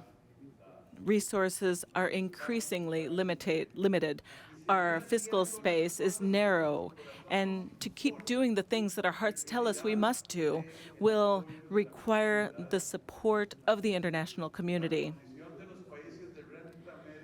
Middle and high-income countries such as Costa Rica, these conditions have led to less international assistance to help migrants who flow through the lifeblood of our continent. And their protection is of concern to us all. To the south of the River Bravo, no country has the percentage of regular migrants as compared to its population as my country does, Costa Rica. The number is practically 12% of our population. If we add up irregular migrants, we could be talking about 20% of the population of my country. That is a large amount. That requires resources that we simply do not have. The phenomenon of migration is explained when the balance of prosperity, safety, and security and opportunities tips to one side. People will fairly look for the side that will allow them to see a future for their children. Latin America faces another significant challenge to bring that scale back into balance, for peace and prosperity to extend themselves through the region so that no one has to leave their country, led out of their country by hunger and fear. My country wishes to continue to be a partner for all peoples, a partner for all businesses who seek to invest in our country and who want the name and the brand of Costa Rica associated with their names and brands. Costa Rica is a country that offers talent, creativity, political stability, an undebatable commitment to the environment, as well as a commitment to human rights, responsible business conduct, protection for women and the rights of women and the rights of the most vulnerable people. The challenges and issues that we have been discussing during this summit are inextricably linked, my friends. If we promote the structural changes that we need in order to create new investments, we will create jobs, opportunities, and especially the abilities and skills of our people to build a future that our children will be thankful for. It is our historic duty to be leaders in building a new region and better countries so that future generations may have a better quality of life. Our commitment today is a commitment to the future.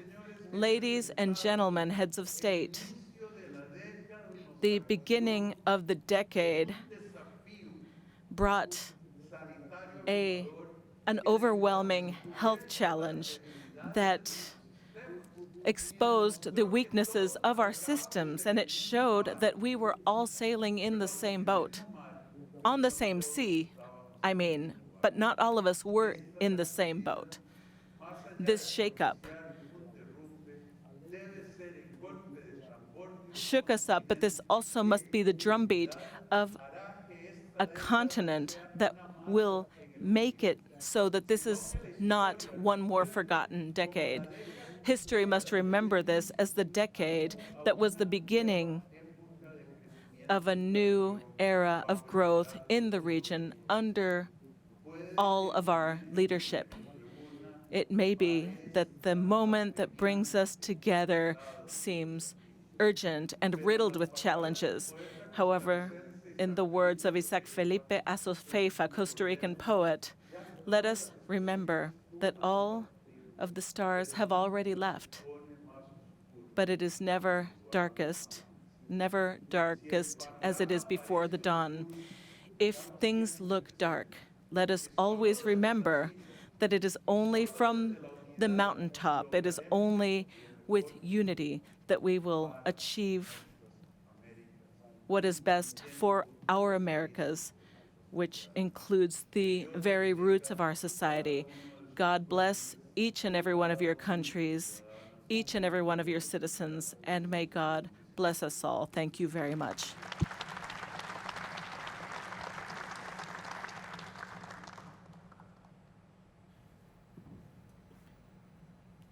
Gracias, Presidente Chávez. The Chair, Thank you, President Chavez. Secretary of Homeland Security, the Honorable Alejandro Mayorkas of the United States, to preside as Chair.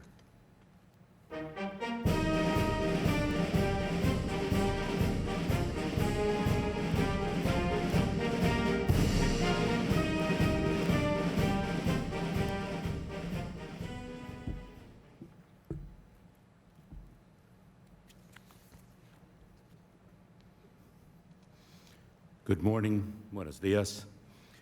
The chair shall now recognize His Excellency Luis Abinader.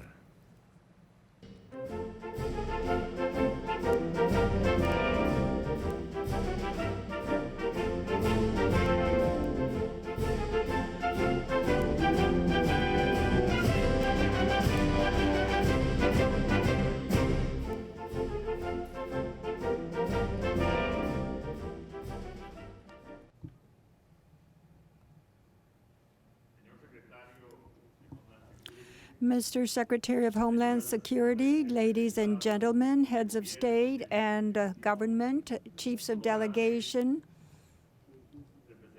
honorable representatives of the international organizations, special guests, ladies and gentlemen, the Dominican Republic has made a huge effort to conquer the liberties that we enjoy today and that guarantee that citizens can enjoy their rights fully, everybody's equality before the law, and the ability to request transparency and accountability.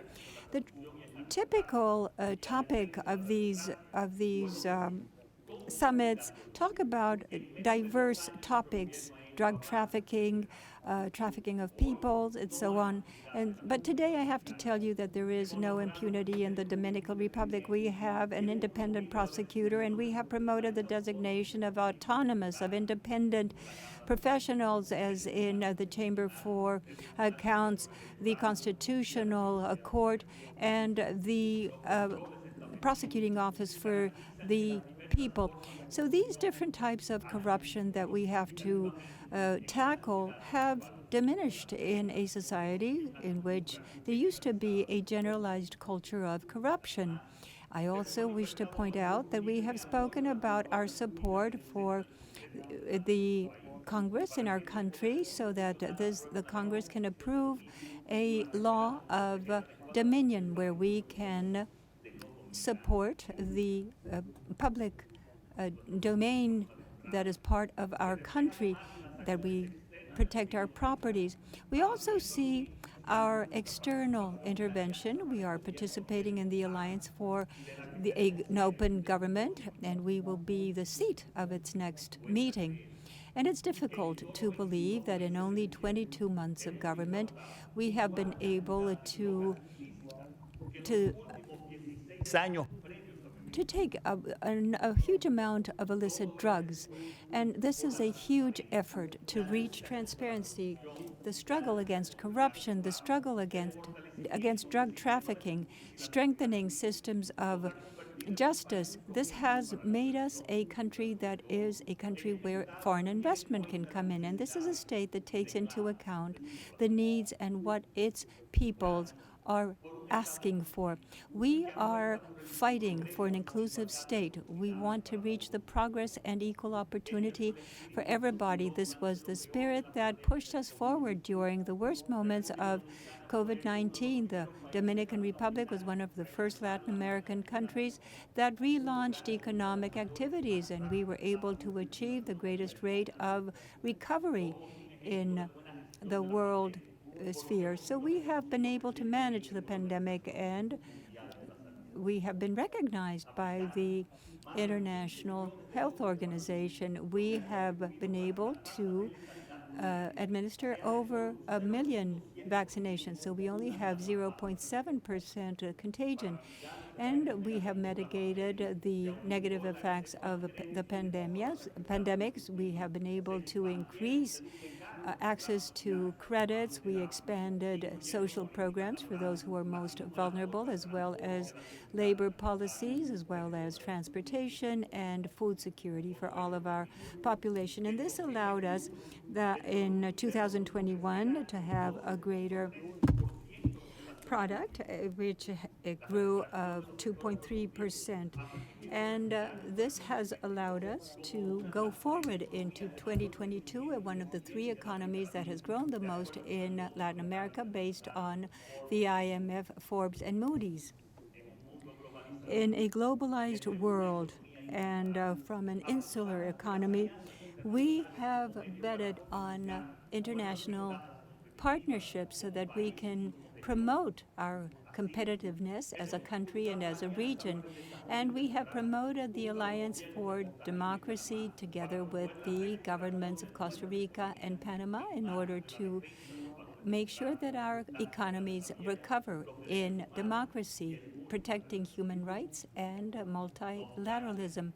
In spite of all this, ladies and gentlemen, there are three very urgent topics that are threatening our well-being. The Russian invasion of Ukraine has generated in our country and many other countries a greater impact than in other regions. We do not have fuels, fossil fuels. We don't have the fuels that we need. We import our fuels, and this has been the first time that our government does not have a friendly country that allows for the mitigation of the petroleum shock a few years back with San Jose and Mexico and Venezuela, and after Petrocaribe with Venezuela up to 2014. These agreements gave us financing and special prices. helped us to mitigate the increase in petroleum prices in that period. Today, we're doing a huge sacrifice in order to subsidize fuels, fertilizers, and food for our population. This reality compels us to find ways to make sure that we have food and fuel security. We have to take the necessary measures. We have to recognize that we are in a war economy, flexibilizing the restrictions and looking for financing in terms of concessionary terms so that we, medium countries, are able to face this crisis, which is the most complex one in the last century, and it is also already leaving a scourge in our region. So at this point, we have to find new and creative mechanisms in order to provide soft concessions and credits, because if we do not face this crisis, there will be a huge discontent, and we will see what the conflicts will be. These conflicts, social conflicts, will affect our democracies. Yesterday, in fact, with President Biden, Vice President Harris, and the brother and sister countries of CARICOM, and we, in representation of the Dominican Republic, had a very sincere and transparent meeting. It was very productive. President Biden and Vice President Harris were very receptive, and they proved their empathy with our region, and we established joint commissions that work together in recommendations that will start to be applied as of now, immediately. A second topic that is very important is security. The extraordinary blows against drug trafficking by our government have generated other types of crime. The collaboration and the struggle against drug trafficking should not only stop the flow of illicit drugs toward the north, but to help our citizens in our nations that are affected by the criminal organizations that use our countries as bridges. And the third point, and not at least less important, I have to say, as I've said in other occasions, that we need the international community, and in particular, the countries of the Americas, have to act with no delay through the dramatic situation that Haiti is going through. Haiti has paid its debts with developed countries, requires a coordinated action to help that country. For our government, I think it's injustifiable that this community of nations allows a state in the middle of the American continent sees most of its territory controlled by criminal bands. Haitians are suffering the consequences of instability and danger created by these gangs. Its citizens have to find other alternatives to survive. They have to migrate to the Dominican Republic and to a lesser extent to other countries of the region. The Dominican Republic cannot be the only one to shoulder all this. In fact, we're already doing much more than we are able to. The situation of neighboring countries has gone well beyond the limits of a migratory problem. This is a national security problem, and we will do as all sovereign countries have to do vis-a-vis this type of threat. We have to make sure that our border is secure. The international community has to have a greater participation vis-a-vis the Haitians, with greater participation, and urgently work for it to find peace and its total recovery. Ladies and gentlemen, the time has come for all of the countries in the Americas to work together, looking for solutions for our problems, and that the United States looks at this region directly and once again is committed in being the leader of the social and economic transformation. We will do all this together, and we will be able to leave this crisis behind, and we will show the world that America is the continent of the future. Thank you so much, and may God bless our countries.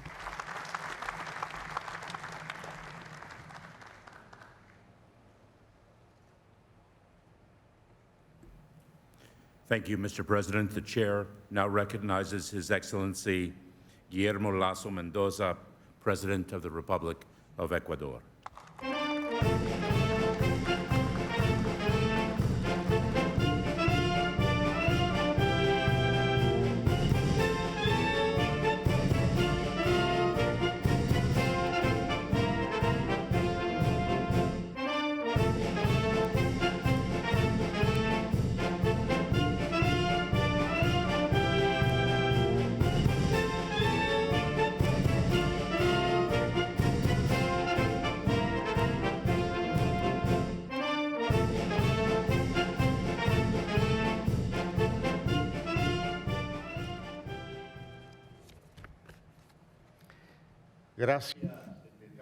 Thank you, Secretary Mayorkas. My dear heads of state and government of the countries of the Americas, Secretary Almagro, colleagues, friends all. We are brought together by common goals, and all of us who are present share the values of peace and living together peacefully, because we believe and we practice democracy. Democracy allows us to come to agreements. It allows us to dialogue, to listen to each other. We are here because we want to improve the lives of our people. We are here because we want to listen and we want to propose. We want to dialogue.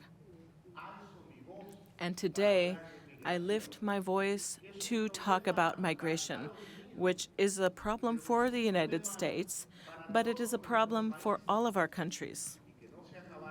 And it will not end unless together we make a serious, creative effort in order to improve employment opportunities, opportunities for a healthy life, for education in our own countries.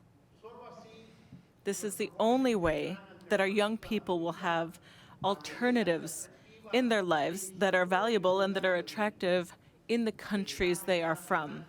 Behind each migrant, there is a human being who deserves respect, attention, and opportunities. We must, worldwide, achieve safe, orderly migration. Ecuador, in addition to being a country from which its own citizens migrate, is also a receiving country. For 40 years, we have received thousands of Colombians who were displaced by the border conflict, and in the last decade, hundreds of thousands of Venezuelans. And in order to serve them, in order to implement public policies that affect them, I made the decision to regularize over 500,000 Venezuelan citizens who were in my country so that they are in a safe, stable situation, so that they are able to participate in the economic development process.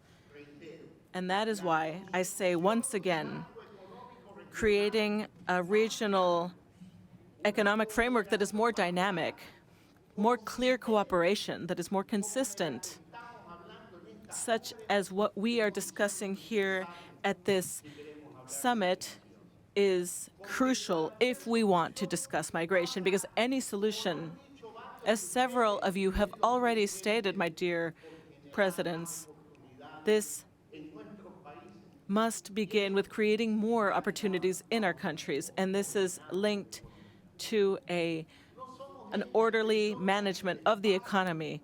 We don't simply float around in space such as planets do in different orbits. Rather, we belong to the same continent, and there are many ties that bind us and have done so for centuries. That is why, to tackle current and future challenges, we must become more united and reach true regional continental integration. Only then, as a large economic bloc, will each one of our countries be able to flourish and our economies be able to lift up and grow.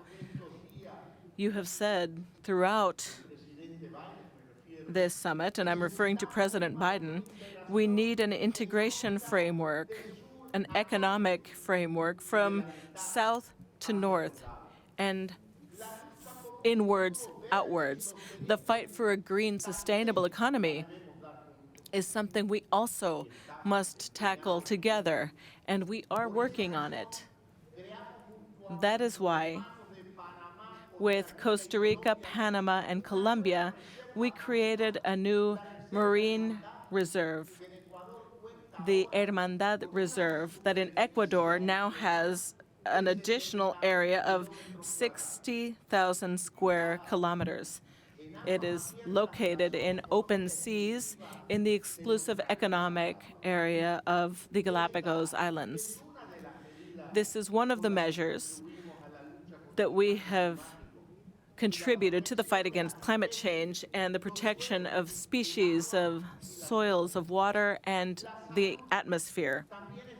Health is also vital, and the pandemic showed us that if we cooperate at the continental level, we will be able to achieve better outcomes.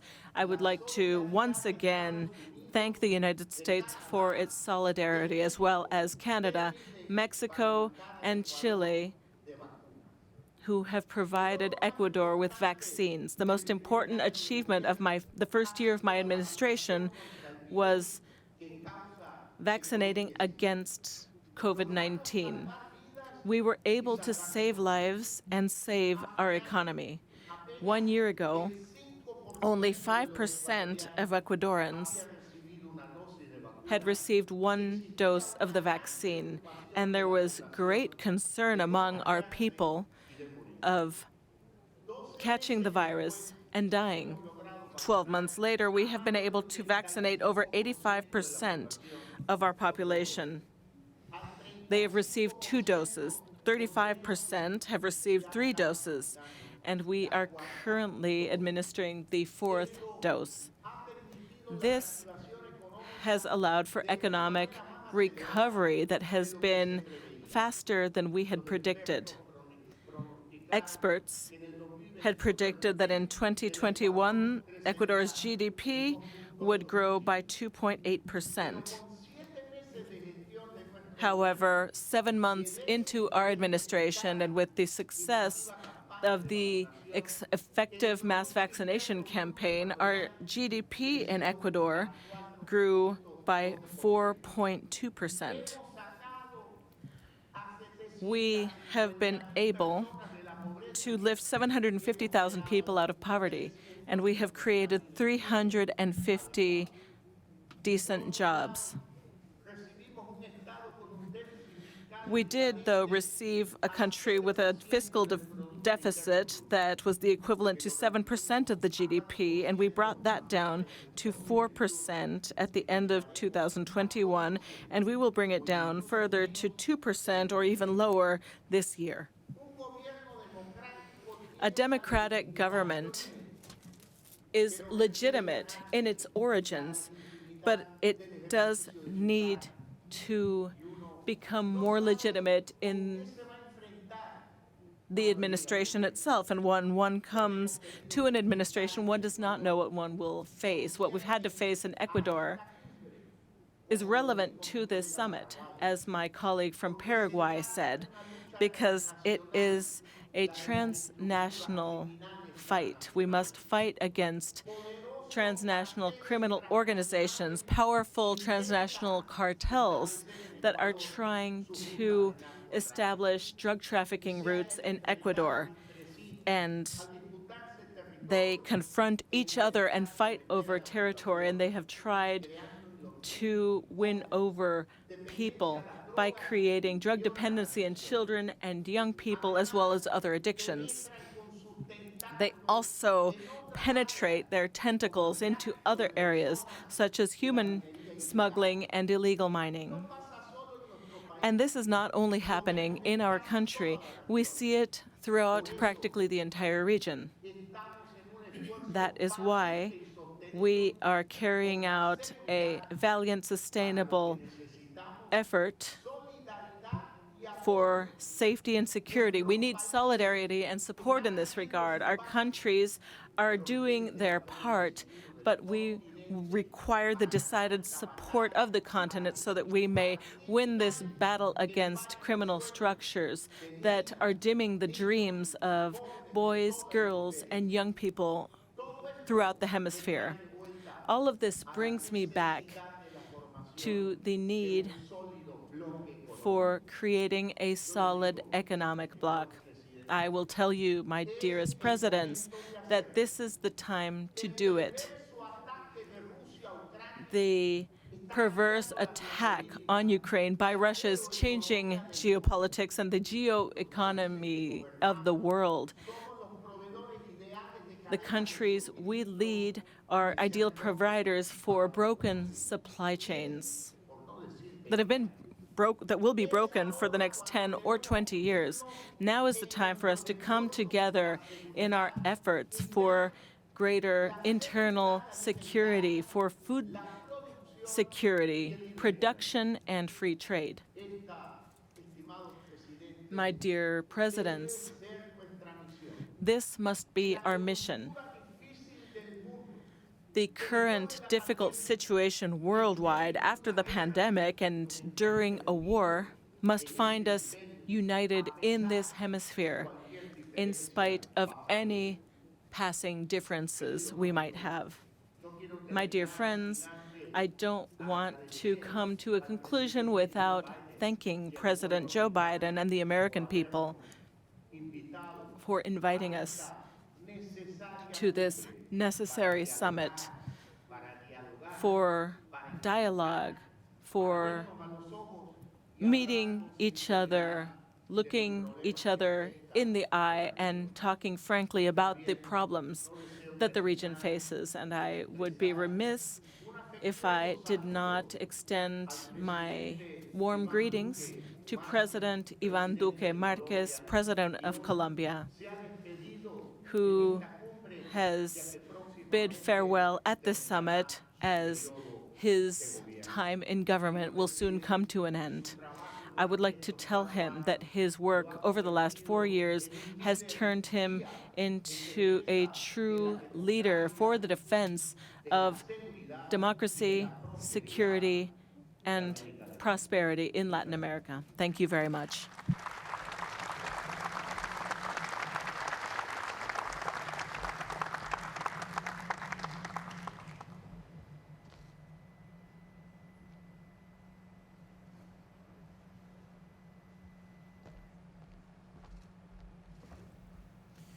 Thank you, Mr. President. The chair now recognizes His Excellency Mohammed Irfan Ali, President of the Cooperative Republic of Guyana.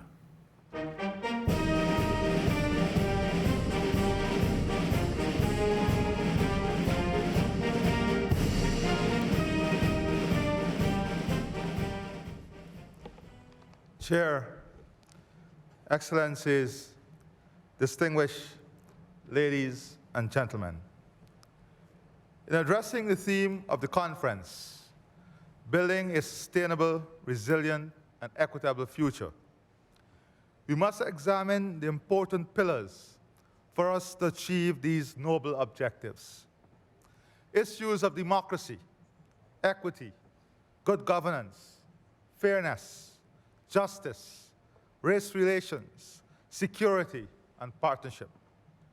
In addressing these issues, we must have a realistic analysis of the current state of affairs in the Americas. In achieving sustainability, resilience, and equity, I wish to examine the following indicators. Food security. In 2019, 7.4% of the population in LAC countries lived in hunger. This is 47.7 million people. The situation is getting worse. Over the last 5 years, with an increase of 13.2 million people undernourished. By 2030, it is estimated that 67 million people in the region will be affected by hunger, a figure that does not include the repercussions of COVID-19. In 2019, almost a third of the population, 191 million people, were affected by moderate or severe food insecurity. All of this is occurring whilst in this region, in the upper tier of countries that are considered food secure, we have 6 countries listed. In climate change, extreme events and changes in climatic patterns is expected to cost the region hundreds of billions of US dollars annually. Between 2015 and 2019, crop duration between sowing and harvest for soy shortened by 4.7% in Central America, 3.1% in Northwest South America, 2.7% in Southeast South America, whilst growth duration for maize in the same period declined by 5%. In Central America, 5.2% in Southwest South America. These changes will continue to disrupt established cycles and yields. The number of extreme weather events in Central America has increased 3% annually in the last 20 years. The Amazon, the world's largest reservoir of biodiversity and carbon, is described as highly vulnerable to drought. Exposure to drought increased from 8%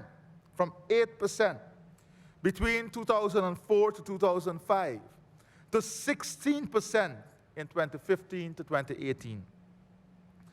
This has led to increased tree mortality and declined productivity in the forests. In North America, over the last few decades, and what is projected between 2021 and 2050, is that average temperatures is expected to rise by about 2.5 degrees Celsius for the United States. Floods, droughts, wildfires, and hurricanes made worse by climate change.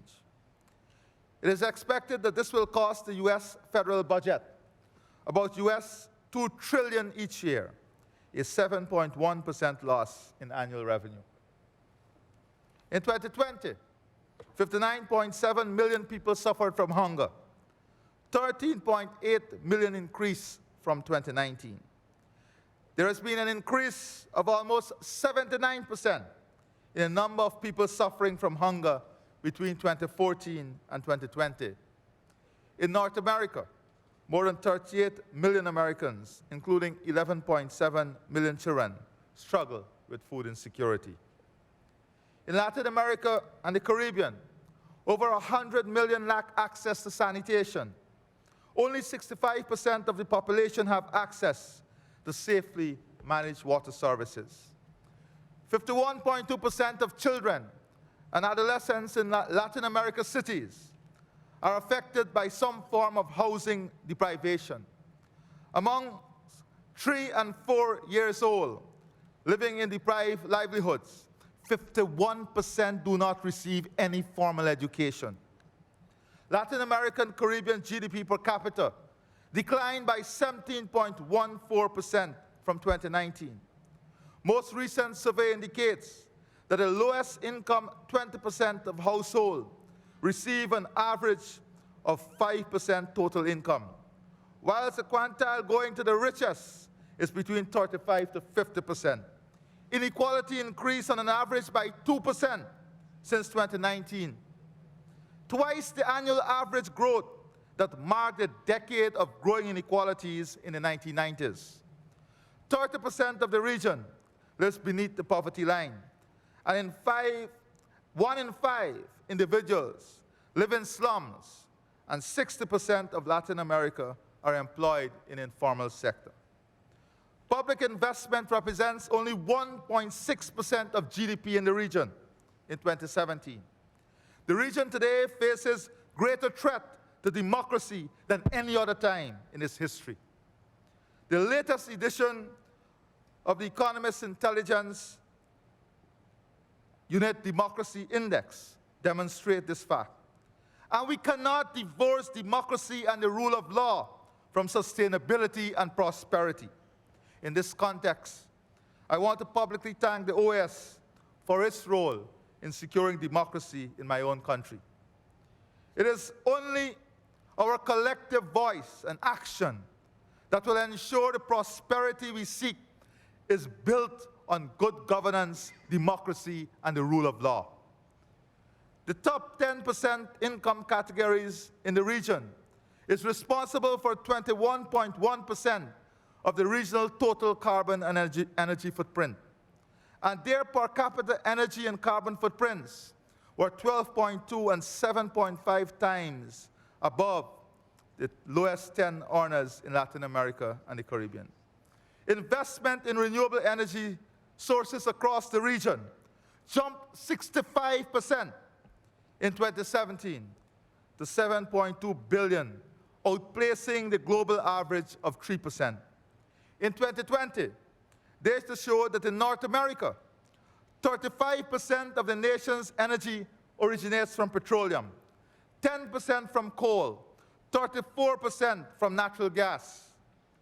Proven reserves of crude oil decreased by 9 billion barrels in 2020, a decline of 19%, and proven reserves of natural gas decreased by 22 trillion cubic feet, a decline of 4%. Whilst we confront this decline, there lies opportunity.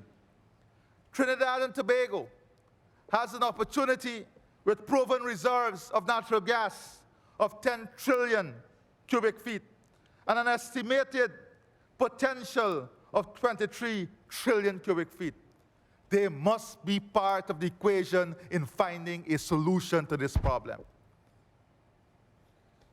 The COVID-19 pandemic pushed 4.7 million people out of the middle class.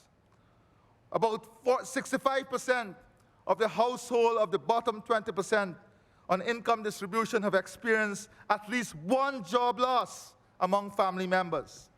Within the top 20%, the percentage of job losses was about 22%. The education gap mirrors the income gap between rich and poor levels of inequality in Latin America. Some of the highest, which is some of the highest in the world. 51% of children in Latin America and the Caribbean could not read or understand a simple text by the age 10. The global average is 48%. Data shows remote learning was particularly challenging for children living in most disadvantaged areas. By March 2021, about 121 million of the region's school-age children lost or were at risk of losing an entire academic year of in-person education. This is the reality. This is the reality of the region we live in today. In Latin America and the Caribbean, only 77% of 15-year-old students have internet access. Connectivity is even worse among low-income students, at only 45%. In North America, the internet penetration rate stood at 92% of the total population. These statistics and figures were derived from various reports of the World Bank, IMF, IDB, EIU, World Energy Investment, White House reports, USDA, and ECLAC reports. We are living among these challenges in a region that has the potential to be fully energy secure, bring prosperity to every home, have the greatest access to natural resources, abundant land and access to water resources to ensure food security, enough rainforests and technology to make a meaningful contribution to climate change, enough access to finances to bridge the inequality and support sustainable development for all. The question is, why have we not achieved this? Why have we not achieved this? It points to systemic issues, and we must be able to have a frank conversation on resolving these systemic problems. Not a political and ideological conversation, but a fact-based conversation aimed at uplifting the people of this region to a position of prosperity. In this context, I was happy to be part of a meeting yesterday with President Biden and Vice President Harris. And we are convinced that the leadership is ready for this frank, fact-based conversation. And we are encouraged by the immediate action, as my friend, the President of the Dominican Republic would have said. we are encouraged by the immediate action to set up joint committees to look at the important issue of food security, climate change, energy security, and financing. This should be expanded to the Americas in finding solution based on a time frame. Let us say to the people of this region that as political leaders, we are ready to tie ourselves to time-bound initiatives in delivering to them the prosperity we all speak of. We need as a region to have these tough conversations that are necessary to make the best possible decisions for the people of this region. In my own country, we have seen and have been affected by all I spoke of. Democracy was threatened. One flood wiped out 59% of our GDP. But still, we are among the best in managing our forests. Our deforestation rate is 0.05%, one of the best in the world. Whilst all of this is occurring, we have standing forests the size of England, storing 19.5 gigatons of carbon. We have 11 billion barrels of proven oil reserves as I speak. And an assessment of gas reserve is on the way. However, as our economy is projected to double in size in 2 years, and as we are projected to be the fastest growing economy, we understand that we are not alone in this world and this region. And the prosperity that we seek to achieve cannot be done alone. We belong to the family of humanity, and we are ready to make our contribution to that family of humanity. We cannot be reckless, and we will not be irresponsible in managing these resources in the interests of the world and in the interests of this region. This, coupled with the potential of Suriname, Trinidad and Tobago, and possibilities through investment and exploration with gas in Barbados, can make this region energy secure. Let us get together and have a conversation that defines a pathway to energy security for this region. We have the potential, and we must use every available tool, all the asset that is available to us to reach that potential, and we can do it if we commit ourselves to doing that. The people of the hemisphere, before I go there, this conference must also define a pathway for integration of infrastructure, people, and economy. It is important that we have that conversation on how we're going to integrate our people, our economy, and infrastructure. In Guyana, in the last 3 years alone, we have welcomed migrants from Venezuela, 5% the size of our total population. 5% the size of our total population. We are taking our responsibility seriously, being part of the family of humanity. The people of the hemisphere expects this conference to point to solutions and an action-oriented agenda at addressing all these issues that would give them a better future, that would give them an equitable stake in sustainable social, political, and economic environment. I close by asking a few questions. Can we achieve sustainability without democracy? Can we achieve prosperity with growing inequality? Can we achieve resilience with negligence? Can we achieve climate security without income and economic security? Can we achieve energy security without exploration of our natural assets? Can we achieve and maintain this hemisphere as a zone of peace without dialogue and conversation? If the answer to these questions consciously is no, then we have a broken system that needs to be fixed. And I urge my colleagues for us to take collective responsibility in fixing the system. Collective responsibility. Wherever we are in the hemisphere, Cuba, Nicaragua, Venezuela, Let us take collective responsibility at this conference to fix the problem and fix the system in the interests of the people of this hemisphere. Let us forge ahead to unite the Americas, strengthen our relationship, forge in respect and good governance, so that when we reach again, we do so as a singular whole and create a winning formula and culture for all. I thank you, and God bless you.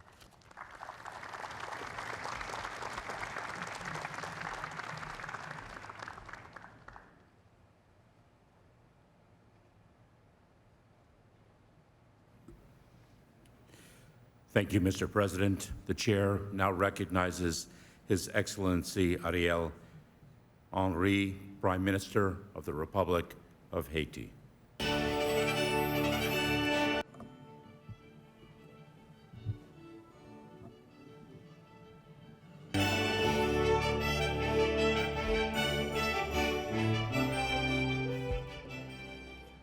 Monsieur le Président de séance. Thank you, Mr. Chairman. Ladies and gentlemen, dear colleagues, heads of state and government, ladies and gentlemen, representatives of international organizations, ladies and gentlemen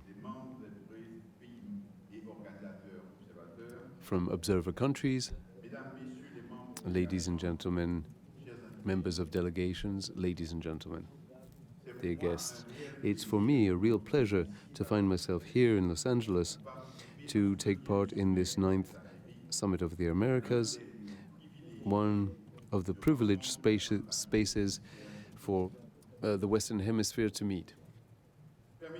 Allow me to, on behalf of my country, Haiti, and the delegation that I chair, to thank the government of the host country for the warm welcome that was granted to us.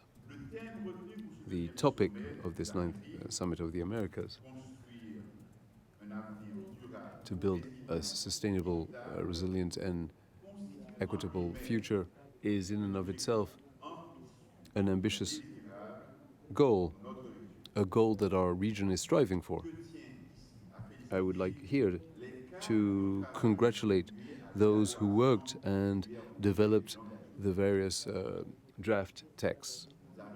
If we could go beyond our own national interests and all commit together to ensure that this be not just a slogan with no content or just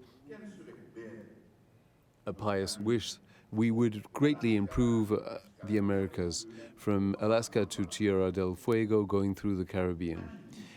Let us imagine that we all start building a unified, integrated hemisphere in which we do away with poverty, misery, inequities, and violence.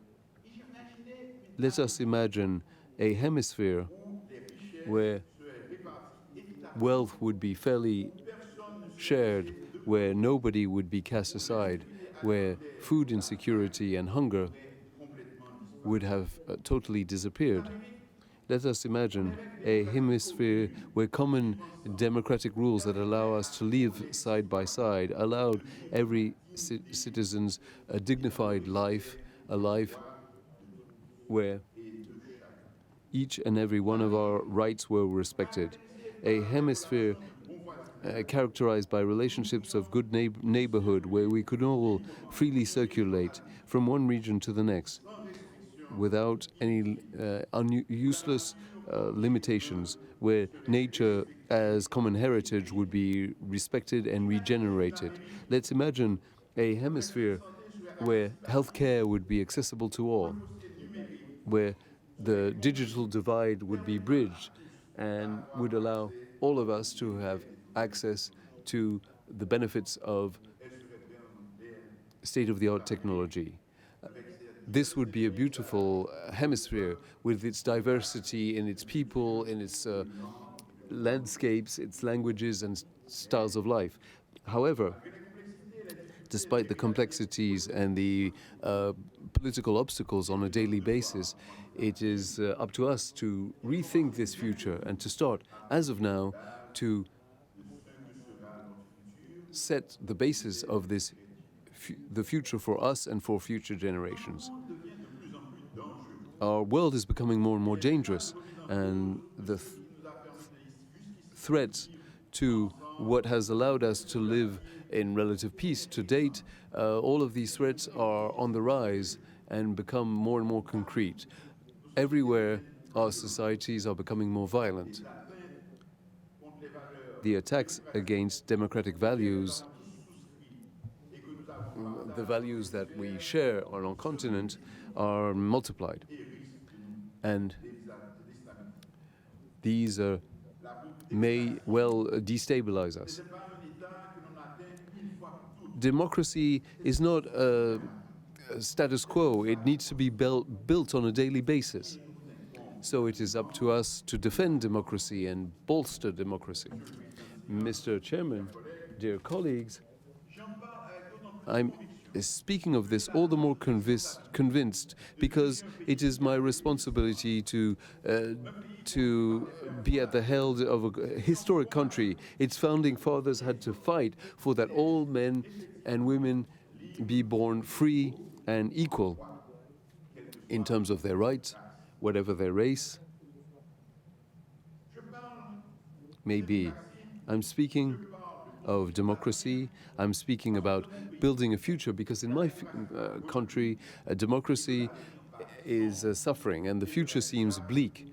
And our future will remain so if nothing is done today to set the basis for better futures. We all know that the president of the country who appointed us was heinously assassinated right after I was appointed. I have this the feeling that those who conceived and financed this plan are living in impunity and are still threatening our judiciary system. I have not come here to complain, but I believe that our will to build a better future for all of us in the region, and to do this, we need to fully understand what is occurring in my country and what I am doing to improve things. My country currently is subjected to great insecurity. There are armed gangs that are stealing, raping, killing, and kidnapping, be it Haitians or foreign citizens. By these criminal activities, they have prevented free circulation of people and goods in the country. The south of the country, victim of the earthquake in 2021, is almost cut off from the rest of the country. And democratic institutions are greatly weakened. It will have almost been a year since I'm at the head of a consensus government stemming from a political agreement amongst antagonistic political forces and various sectors of civil society. And I continue to work to speak to all of the stakeholders to try to broaden this consensus by including more social groups around a plan developed to bring back the institutions of the country towards normal conditions and to re-establish power towards people who will have been freely elected by Haitians in the framework of free and transparent elections. The instability linked to great insecurity makes it almost impossible to develop this future that will be resilient and equitable. The immediate consequence for us is a slowdown of the economic activity, imported inflation, massive brain drain of executives and youth towards other countries of the region, and difficulty in imagining organizing elections in a short time frame. The irregular immigration from Haiti was affecting neighboring countries, has now spread to all the countries of the hemisphere. Haitian migrants, as they strive to find better living conditions, are incurring all risks to find a host country. Haiti still accepts to cooperate with the countries of the region which want to send back irregular migrants. But I continue to plea for that they be treated humanely, respecting their basic rights, that all of this be granted to them. I believe that we need to highlight finding concrete and sustainable solutions to the issues that are pushing all of these migrants to leave their homes. In Haiti, these issues are misery, unemployment, the lack of opportunity for youth, inequities, insecurity, and political instability.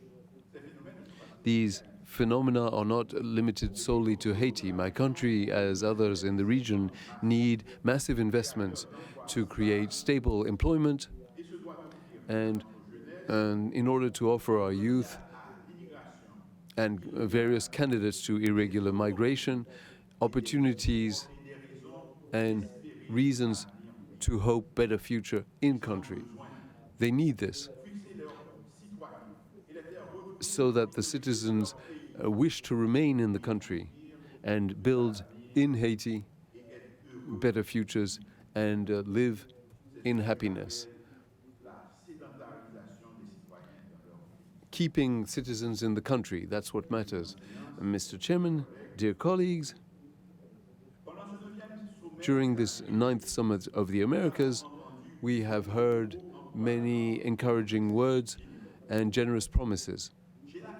I am convinced that despite a difficult economic situation, we need to not be pessimist, but we need to show a will and be optimistic. Haiti believes that it is in our best interest in this hemisphere to do everything that we can to keep up promises, and that hand in hand we will be able to build a sustainable, resilient, and equitable future. Thank you.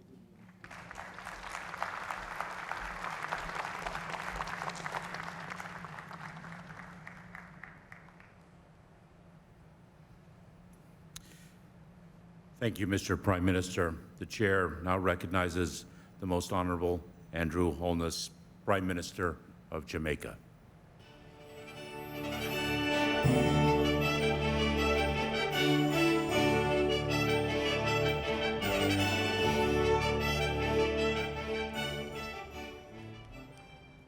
Thank you, Mr. Chairman.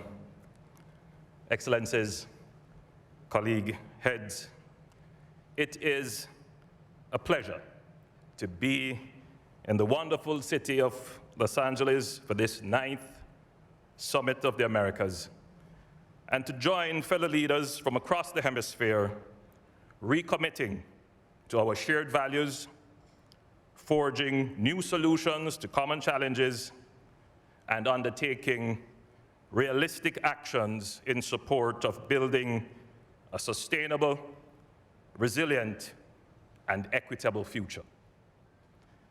I thank the United States and the city of Los Angeles for the arrangements made to host this significant summit. I also commend the Biden-Harris administration for its leadership of the summit process and for its general posture of listening and paying attention to the particular concerns and challenges of small developing states within the hemisphere. Excellencies, the COVID-19 pandemic, the climate crisis, the conflict in Europe, and the consequential impact on supply chains, food and energy security are challenging the order of the world as we know it. All the countries here, regardless of economic size and institutional maturity, have been affected by the same challenges. These challenges have led to the erosion of hard-won developmental gains. While thankfully Jamaica has been able to see some sustained growth over 6 quarters, predicted levels of growth for the region are not robust. The first summit of the Americas in Miami in 1994 began with a proposal for the establishment of a free trade area of the Americas, an ambitious plan to eliminate trade barriers throughout the region. While subsequent policy disagreements led to this worthy initiative not being fully achieved, it did lead to the establishment of free trade arrangements between the United States and a number of countries in the region. This 9th summit comes at a pivotal time in global history. And if it is to fulfill the promise of the moment, it must serve as an opportunity to announce a new blueprint for regional cooperation. We must endeavor to create a new regional order with the same lofty ambition as the first summit in 1994. Jamaica therefore welcomes the announcement of the Americas Partnership for Economic Prosperity. Jamaica is keenly interested in a successful outcome to this summit, particularly with emphasis on the following areas: food and energy security. The Americas have access to an abundance of agricultural supplies, as well as renewable and other energy sources. We need greater intra-regional technical cooperation, trade, and finance to harness these resources to make our hemisphere less vulnerable to global supply disruptions. Climate finance. Urgent access to climate finance remains a critical priority. The hemisphere has entered another hurricane season, a stark reminder of what could lie ahead for the next 6 months. For countries like Jamaica, which are disproportionately affected by the impacts of climate change, global emissions must be capped to net zero. Adaptation and mitigation solutions must be implemented, and attention must be given to loss and damage mechanisms. More broadly, access to financing for small and vulnerable economies, especially highly indebted middle-income countries, must be a priority towards recovery. Therefore, Jamaica welcomes the announcement of PAC 2030. Human capital and skills development. As the nature of work and skills change with the onset of the fourth industrial revolution, and with net migration of skills from poorer economies to richer economies, several countries in the region, like Jamaica, face a skills gap which could become a binding constraint on our growth horizon. The region needs a thoughtful and coordinated approach in facilitating massive investments in human capital development, while at the same time pursuing nearshore policies to bring jobs to workers in their home countries. Finally, security, and particularly trafficking in small arms. A significant number of countries are experiencing an increase in illegally trafficked weapons and small arms into our borders from within the region. This is increasing the capabilities of criminals and increasing violent crimes, particularly homicides. Much more needs to be done to control illegally trafficked weapons in our region. Excellencies,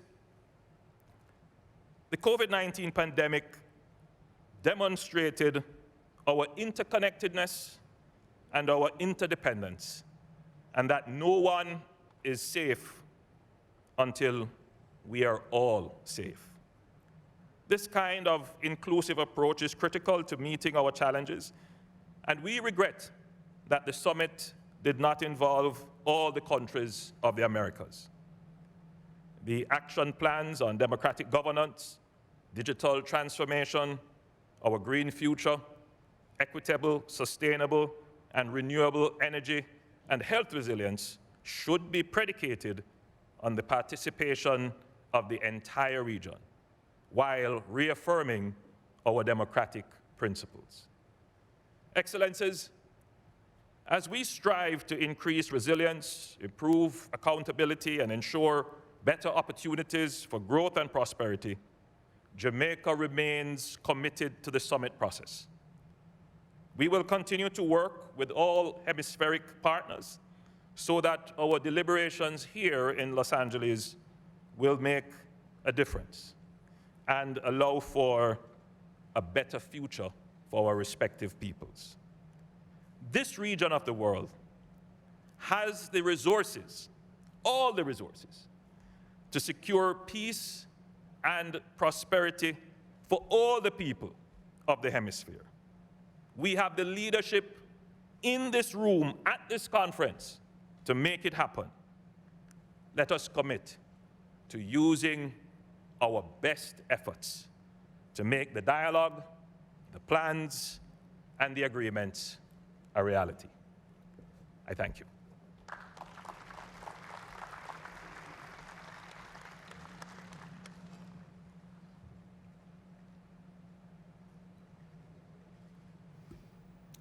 Thank you, Mr. Prime Minister.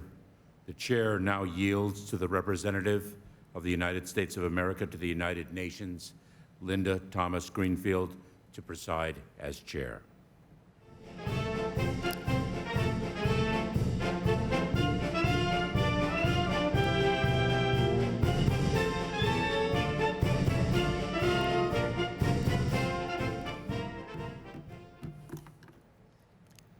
Good afternoon.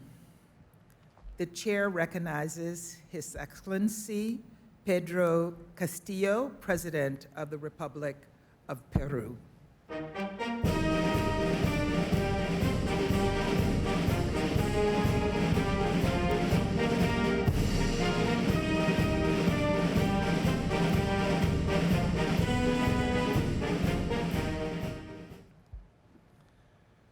Gracias.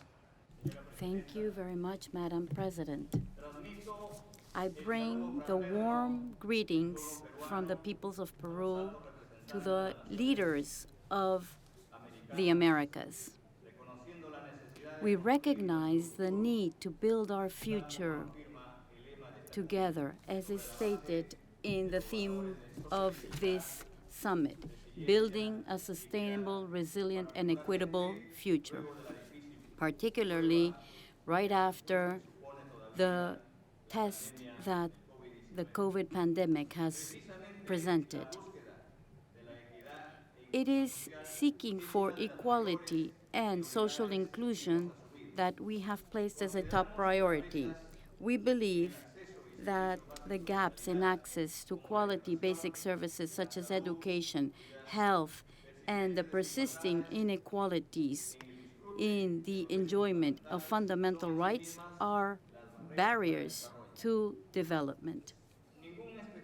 No country can recover sustainably unless we redress these structural problems that have made Latin America the most unequal region in the world. Extreme inequality is an endemic problem in our region. It has undermined our capacities to face emergency situations and to adequately protect our people. Such issues have prevented us from joining the world economy in an advantageous manner. We have not been able to duly enjoy the creative potential of our citizens and generate better well-being for our countries with a more equitable access to digital transformation and to digital technologies and energy efficiency. For these reasons, I fact that equality is one of the key themes of this summit. This means that we are in tune with what our people demand. On the other hand, we need to join forces to face in a coordinated fashion the current challenges in agriculture due to the shortage of fertilizers and access to the food our population needs. This hits the most vulnerable people. In this context, multilateralism and fora like the Summit of the Americas are called upon to find effective mechanisms through which we can cooperate so that they can support national efforts. With this in mind, Peru has expressed its deep concern on the shortage of fertilizers to the OAS. We promoted the approval of a resolution which was adopted by consensus of the Permanent Council. It suggests following up on the situation together with other institutions in our continent. In this way, our country proposes to establish, together with the Inter-American Development Bank, a regional facility programs. This program should aim at facilitating subsidies for fertilizers such as urea and other phosphates. It should also be used for food that is essential for our people. In line with this and the announcement made by President Biden on an America's Partnership for Economic Prosperity, Peru will support any cooperation system in the hemisphere, particularly if it deals with economy. We agree with several topics that have been included, such as the justice with social inclusion. We hope to work with the United States and the countries of this continent in defining the objectives and scopes of this initiative. This initiative should ensure food security of our peoples. Food insecurity is driven by current events as well as the impact of climate change and the need to prioritize a green future. Perhaps the most decisive global challenge we face. This is a threat to sustainable development. Therefore, we need to come together internationally to take actions urgently and in a coordinated fashion, while bearing in mind the new generations. I'd like to speak about another regional challenge we face, migrations.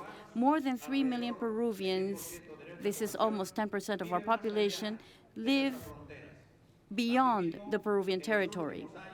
In the last 3 years, Peru has welcomed more than 1 million immigrants. In a very short period of time, we became a host country, in addition to being a country of origin for migrants. We also see migrants transiting in our country. These groups of people have a common goal. They want to have better living standards for them and for their families. My administration has included the immigrants in the health coverage systems, albeit with limited resources. We have done so amidst the pandemic crisis. We share with them what we have. We insist in the need of having a human rights-based approach together with a cooperation system on migration-related matters. This will ensure a safe, orderly, and regular migration. This will benefit those who have decided to migrate as well as the host countries. On this basis, Peru will join the Declaration of Los Angeles on migration and corruption. Ladies and gentlemen, today I lead a democratic government that was elected by the majority of votes of Peruvians. I am a school teacher from a school in a remote area. I have been tasked by my people to do this duty. I, as a citizen, must represent teachers, workers, and all Peruvians. I would not have been elected president had it not been for the democracy we enjoy in Peru. We are an administration that respects the freedoms of peoples, the rule of right, as we have shown throughout the month that I have been in office.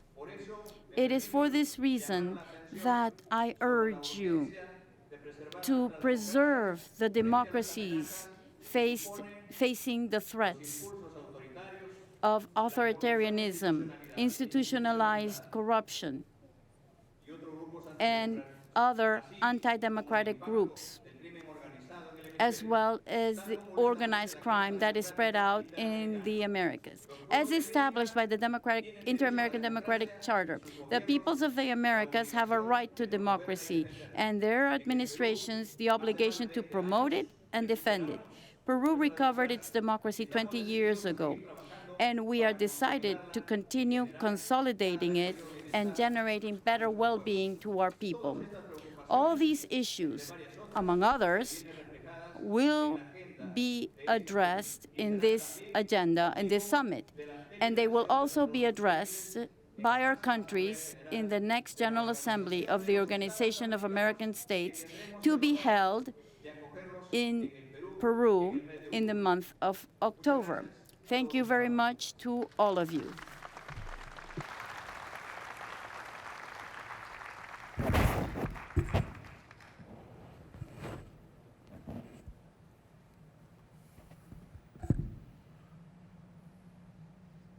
The chair recognizes the Honorable Philip J. Pierre, Prime Minister of St. Lucia.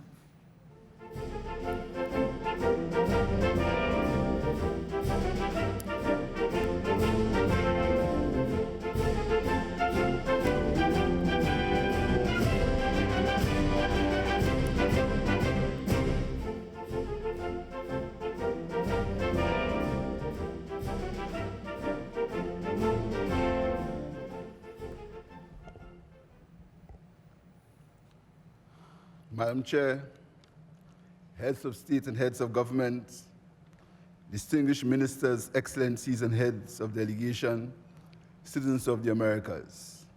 Let me thank the President, the City of Los Angeles, and the government of the United States for hosting this 9th Summit of the Americas and for the excellent welcome given to our delegations.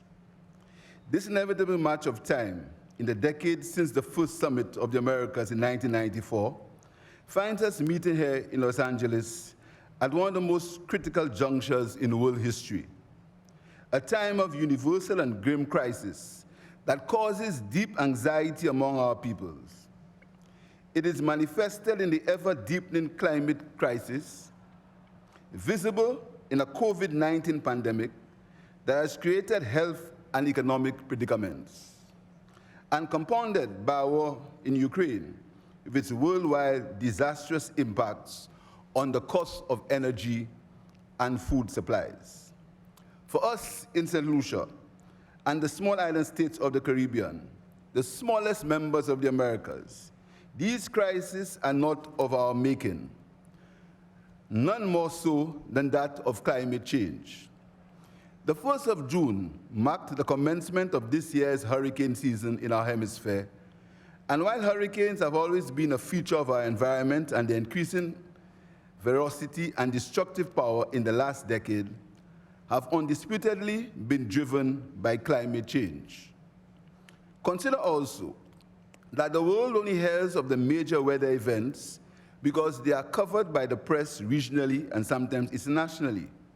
However, there are persistent small events brought about by average rainfall that cause significant damage, often manifested in landslides and flooding, and in the process imposes additional severe strain on our already limited financial capability. For us, therefore, climate financing that will allow us to adapt to the effects of climate change and which will enable us to build the resiliency needed to survive it is of paramount importance.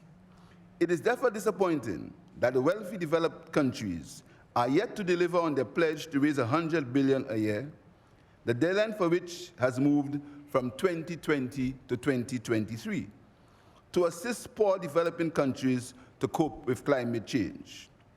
What is even more disconcerting is the acknowledgement now that the developing countries will need even more than US $100 billion a year for climate change adaptation. To complicate matters, it is evident that weaknesses in the mechanisms for the delivery of climate finance are affecting the flow and impact of such funds to developing countries. We in the Americas must adopt climate finance models that will effectively reduce our acute climate change vulnerability. I therefore call upon multilateral development banks and other regional and hemispheric financial institutions to take action to mobilize greater climate change financing for our countries and to streamline and accelerate its distribution. The economic crisis from the COVID-19 pandemic and the war in Ukraine have worsened our vulnerability by further contracting our fiscal ability to execute the economic and social programs that will bring progress to our people. In order to surmount the setbacks from these crises, it is imperative that the countries of the Americas work out innovative forms of hemispheric economic cooperation that will generate the financing and other initiatives that will stimulate economic recovery and growth, including food security in our nations. It is important that in this new mode of economic cooperation, simplistic measures of gross national income that debar small island states from accessing badly needed financing and debt relief are discarded in favor of the Multidimensional Vulnerability Index, MVI, that is a fairer path to sustainable development. We have adopted political commitments at this summit that seek to address some aspects of the challenges confronting us. If we can implement them, then we'll be on our way to securing a better future for the peoples of the Americas, because in the final analysis, it is the people who matter. Youth development and empowerment must be a vital part of the solutions being prescribed. In St. Lucia, my government is determined to create a special space for youth entrepreneurship and business growth within the general economic system to be pursued in the immediate future. In that space, youth will be provided with state resources to help them convert hobbies into entrepreneurship and skills into business through finance and marketing support, training, and mentorship, thus creating sustainable livelihoods and a new cadre of indigenous business people. A dedicated agency, which is agile, flexible, and responsive, is being created to drive that policy. The well-being of our people must be first in our deliberations and our decisions. My country therefore welcomes President Biden's announcement of the Americas Partnership for Economic Prosperity, which aims for a new model of cooperation between the US and the other countries of the Americas in the face of the crisis of our time. However, let me state clearly that the Americas can only successfully take the highway out of this crisis if the Americas act together.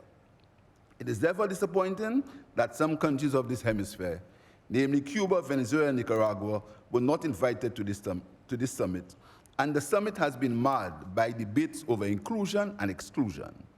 The Americas cannot prosper if there is division and conflict in the hemisphere. There is always more to gain in cohesion and engagement than in fragmentation and confrontation. At this time, we must never forget the situation in Haiti, which is causing untold hardship among the people. Our generation must not miss the opportunity to create true solidarity among the nations of the Americas.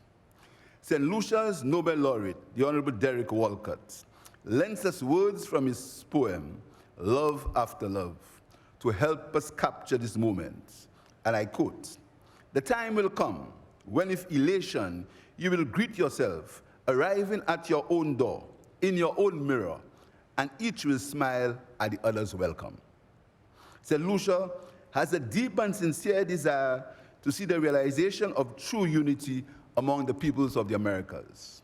The great South American, Simon Bolivia of Venezuela, said, "In the unity of our nations rests the glorious future of our peoples."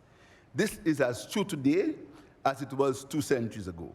And so, as I applaud and welcome the boldness of President Biden's America's partnership, I say, to our esteemed host and chair, President Biden. Take another bold step for our nations. Put an end to the economic hardship in this hemisphere by leading your country to revoke the 60-year-old economic embargo against Cuba and remove the economic sanctions in Venezuela.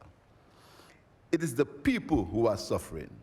These times demand more than ever that we reflect on the futility of division in our hemisphere and do all within our power to ensure that this ends now. As I conclude, I quote from President Barack Obama, "Change will not come if we wait for some other person or some other time. We are the ones we have been waiting for. We are the change that we seek. Let the Americas come together for a sustainable, resilient, and glorious future for our people." I thank you.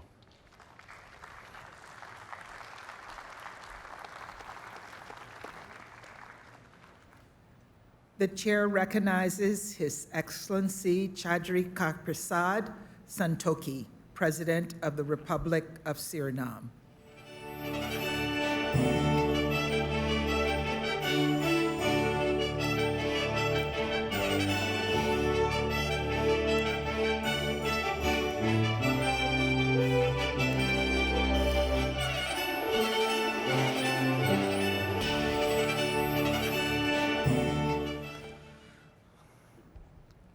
Good afternoon, distinguished Madam Chair, Excellencies, heads of state and government, distinguished ministers, heads of international and regional organizations, delegates, ladies and gentlemen. It's an honor for me to participate in this gathering of leaders of Western Hemisphere. And I express my appreciation to the United States of America for hosting the 9th Summit of the Americas. As leaders of the Western Hemisphere, we find ourselves at a crucial and opportune moment for reassessing, refocusing, and recommitting our endeavors to ensure long-term development and prosperity, and that all peoples of the Americas deserve. Our societies are being threatened because of a lack of development, lack of education, poverty, inequality in the distribution of wealth and welfare, high debt burden, the exclusion of groups in our societies, marginalization of segments of our community, unemployment, and also poor leadership. These all threaten the bedrock of our democratic institutions. The theme for this summit is indeed timely, given the current state of affairs on our continent due to the COVID-19 pandemic, especially the detrimental effects of disinformation through fake news, a massive economic downturn, increasing inequality, and the impact of the invasion of Russia and Ukraine. Madam Chair, therefore, all countries must participate in hemispheric discussion on all issues and exert all efforts to work collaboratively towards addressing these issues affecting our hemisphere, our nations, and our people. I regret that some of our brothers and sisters are not here today, and therefore, I call upon all of us as leaders in government to engage in meaningful and equitable dialogue to further peaceful coexistence and impactful cooperation in our hemisphere. Let us commit to authorize the relevant inter-American institutions to start this dialogue so that all countries in our hemisphere can be included in charting the path towards sustainable development for our nations and peoples. Ladies and gentlemen, the impact of the climate crisis inhibits the building of a sustainable and resilient future. As small islands developing and low-lying coastal states, we continue to stress the importance of the multi-dimensional vulnerability index. Access to concessional fundings remains critical. Most importantly, unfair, unrealistic, and counterproductive classification instruments should be reconsidered because they place countries in a vulnerable and unfavorable position. The result is that many countries are excluded from global and regional financial instruments.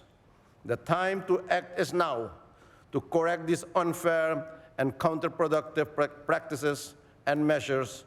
Our needs, our crisis is immediate, and we need action now. Ladies and gentlemen, currently, the interior of my country, Suriname, is experiencing severe flooding due to persistent and excessive rainfall, and in its wake, there is massive destruction of property and livelihoods.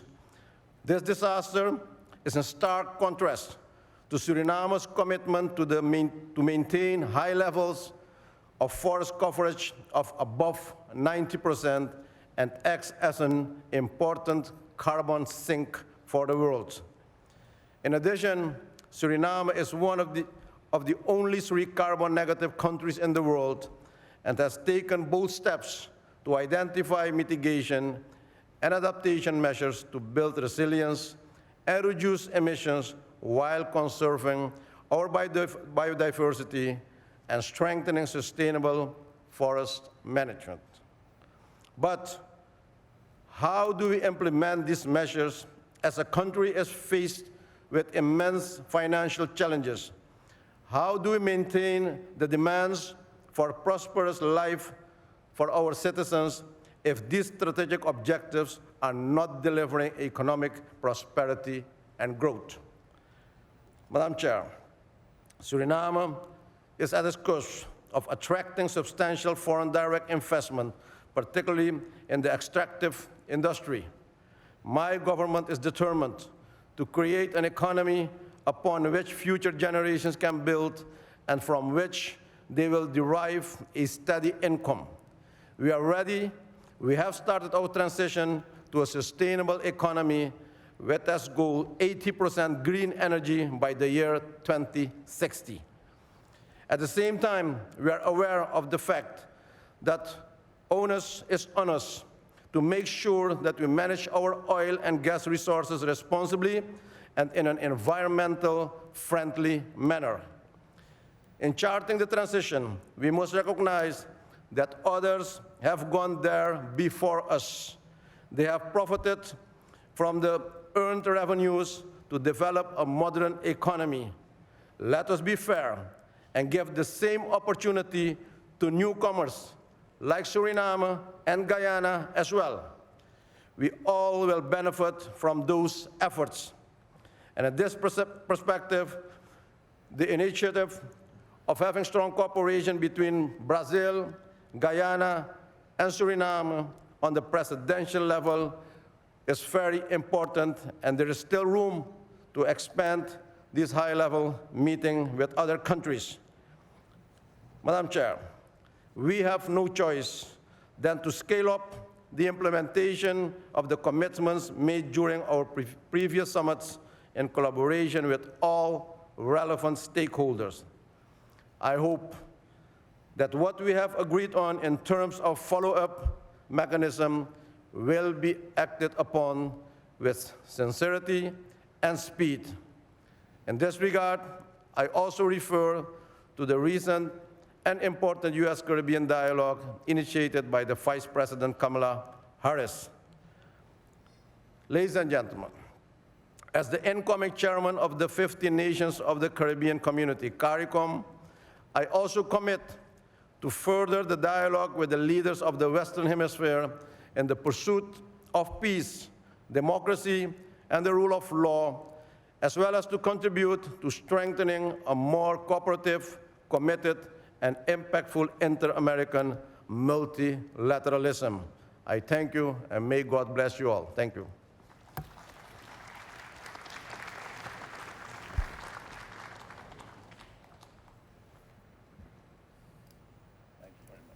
Thank you.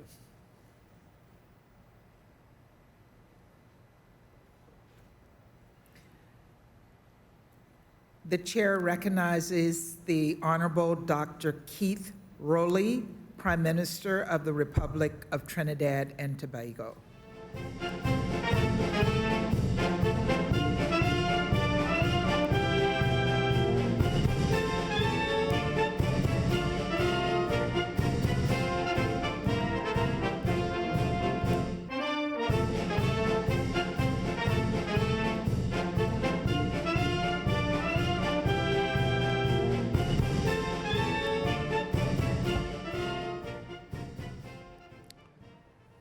Thank you, Madam Chair.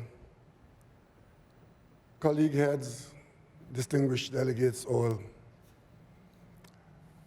As the national leaders of countries and citizens in a hemisphere that has withstood the ravages of global pandemic during the past 27 months, this 9th Summit of the Americas provides a platform of opportunity and promise that should not be missed. The theme of this summit, sustainability, resilience, and equity, appropriately defines exactly what is required if the people of the Americas are to fully benefit from the political commitments that we all will make here in Los Angeles, the City of Angels. In the amplified voices and increased visibility of our hemisphere citizens at this week's Civil Society Forum, the private sector, 4th CEO Summit, and especially of our youth at the 6th Young Americas Forum, the imperative of building a future that is democratically secure, clean and green, fair and free, inclusive and innovative, resilient and renewable, smart and sustainable, is clear and cannot be ignored. After more than 2 years and counting of a costly, extraordinarily global, dangerous and infectious public health emergency, and most recently, during the outbreak of unjustified state-on-state war, the interdependence of our lives and livelihoods across this hemisphere and beyond has been fully unmasked. We must all play a part if we are to rise to the occasion, one that is fully anticipated and warranted. In Trinidad and Tobago, relatively early in the timeline of COVID-19, we charted a post-pandemic roadmap to recovery plan, which we rely on today as part of our contribution to building a sustainable, resilient, and equitable future for all the people of the Americas.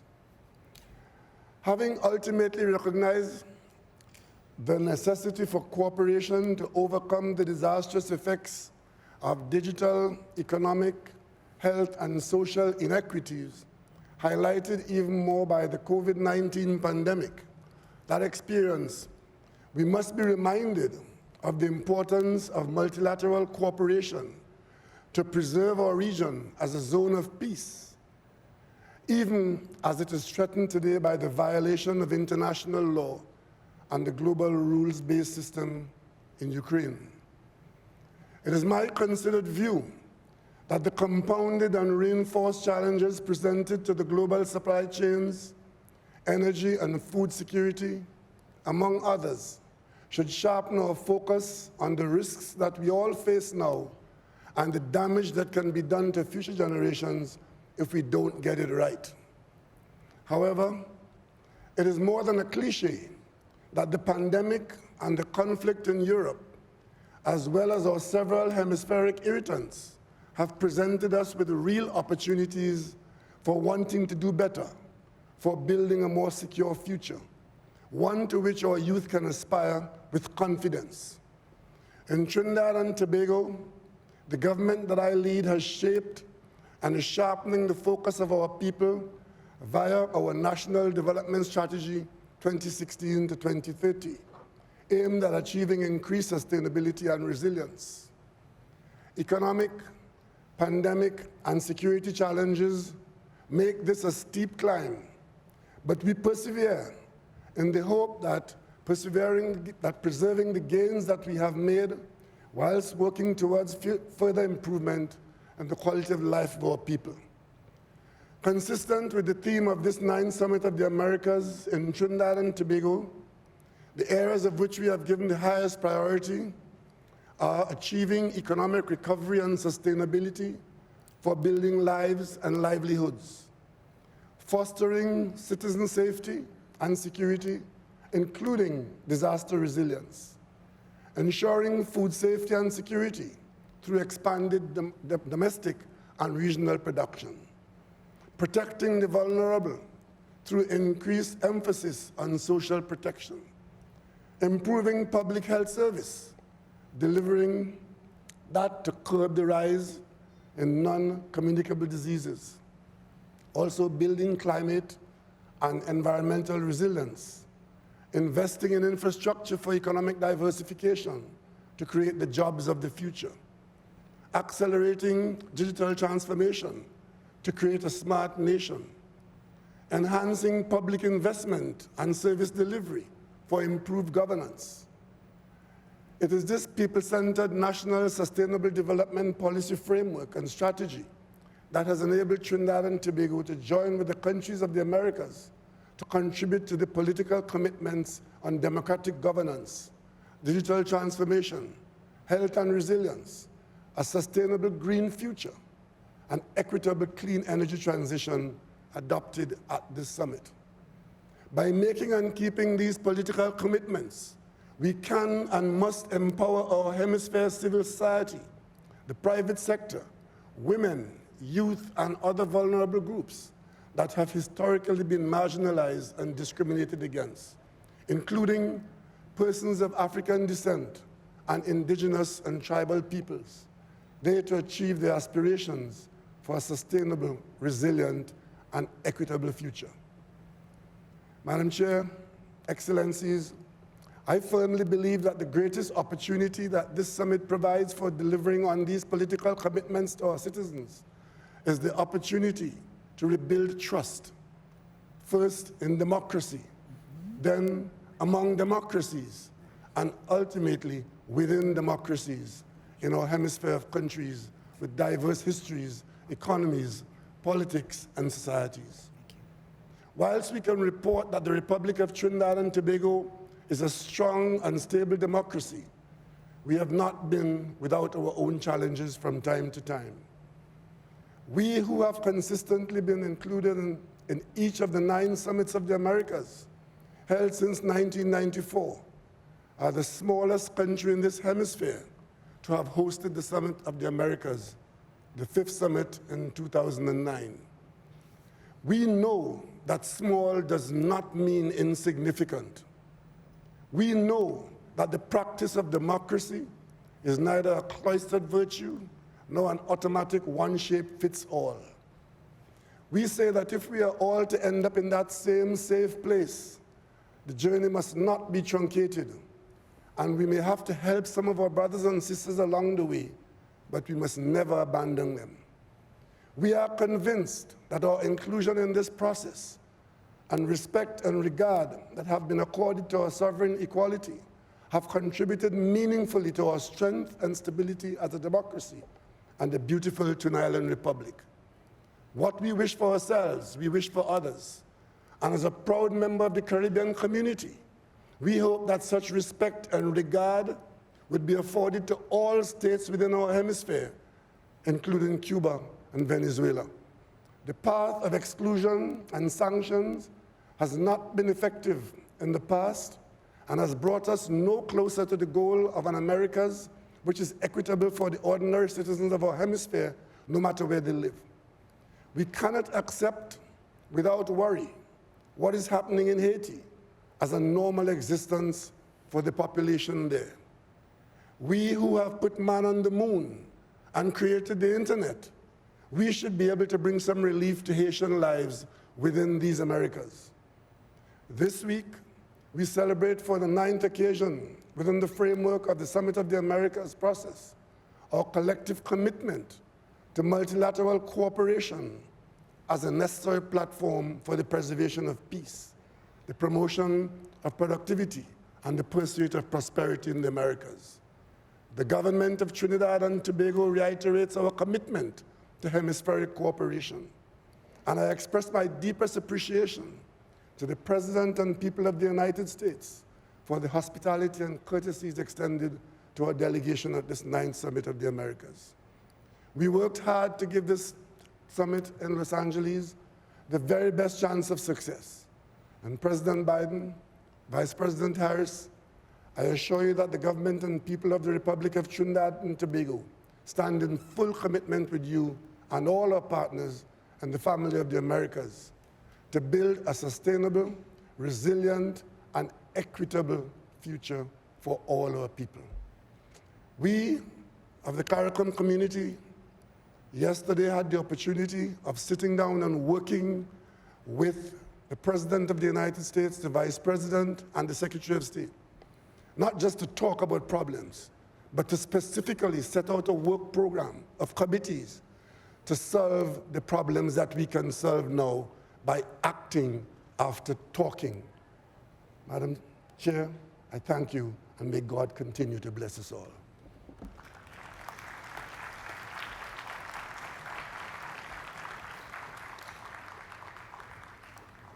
The chair now recognizes via video His Excellency Luis Lacalle Pou, President of the Oriental Republic of Uruguay. Primero y antes que nada, agradecerle al anfitrión, al presidente Biden y a toda la organización por esta cumbre. Saludar a todos los jefes de Estado y al resto de las autoridades. He estado siguiendo los discursos, he estado siguiendo las exposiciones de los distintos presidentes con muchísima atención. Lamento no poder acompañarlos debido al COVID, pero de alguna manera quería estar y aprovecho la virtualidad para así hacerlo. Nos toca un mundo de incertidumbres, nos toca un mundo cada vez más incierto y así va a ser en los próximos tiempos. Y el deber de los gobernantes, el deber de las autoridades es generar certidumbres, es tratar de generar seguridades. Y seguridades en varios aspectos de la vida. Seguridad democrática. Aquí se ha hablado en esta cumbre de la democracia, que no es solo la democracia cuando uno elige a un gobierno, son todos los resortes democráticos. Los resortes democráticos en la separación de poderes, los resortes democráticos en la posibilidad de protestar, de tener libre expresión, de criticar a un gobierno. Y sabemos que lamentablemente en nuestra América Latina hay países que lejos están de la seguridad democrática para sus ciudadanos. Ya no solo en los procesos irregulares de elecciones o sin procesos electorales, sino en los derechos más elementales de cualquier ciudadano. Es importante también la seguridad económica que es la que nos permite llevar prosperidad para nuestra gente.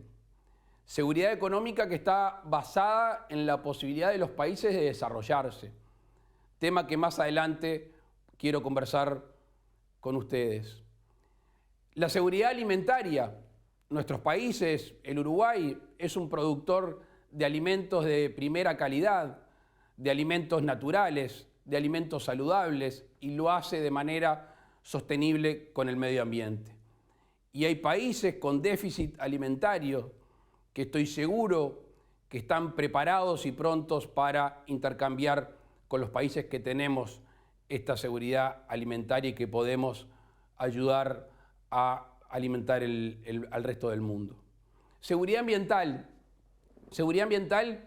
que es un deber para con el presente y para con el futuro, que no solo hace a prácticas saludables o amigables con el medio ambiente, que no solo habla o hace a las prácticas de mitigación sobre acciones humanas.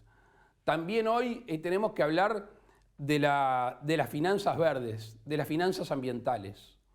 Esas finanzas ambientales que tienen que tener un premio, un bonus para aquellos países que acceden a créditos y que cumplen con determinados parámetros ambientales que son necesarios a nivel global.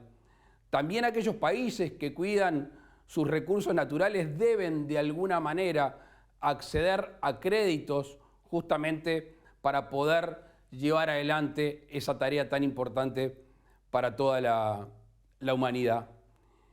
Nosotros llegamos a esta cumbre, como hemos ido a las demás, apostando a la multilateralidad, apostando también a las relaciones bilaterales. Uruguay llega con una firme convicción de un mundo más abierto. Uruguay quiere abrirse al mundo y necesita que los demás bloques y que los demás países actúen en consecuencia. A algunos les llama la atención dónde el Uruguay comercia o dónde la mayor cantidad de sus productos van hoy en día.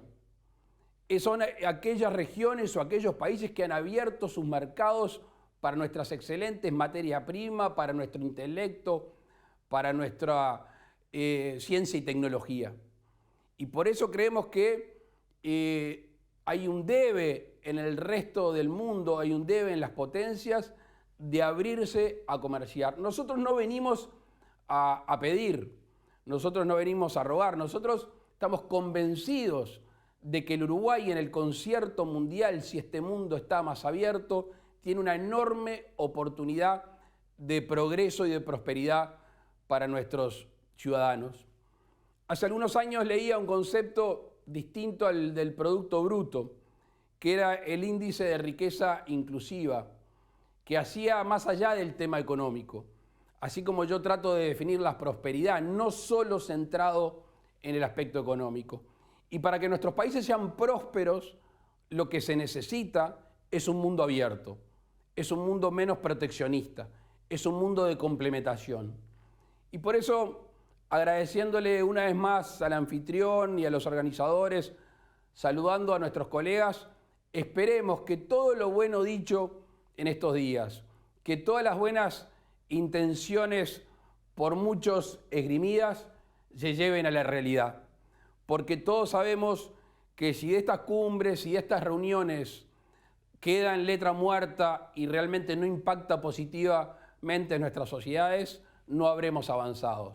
Saben entonces que pueden contar con Uruguay, un país con los brazos abiertos a todo el mundo y a todos los hermanos de América. Muchísimas gracias. Of the Americas. So thank you very much. The chair recognizes His Excellency Luis Almagro, Secretary General of the Organization of American States.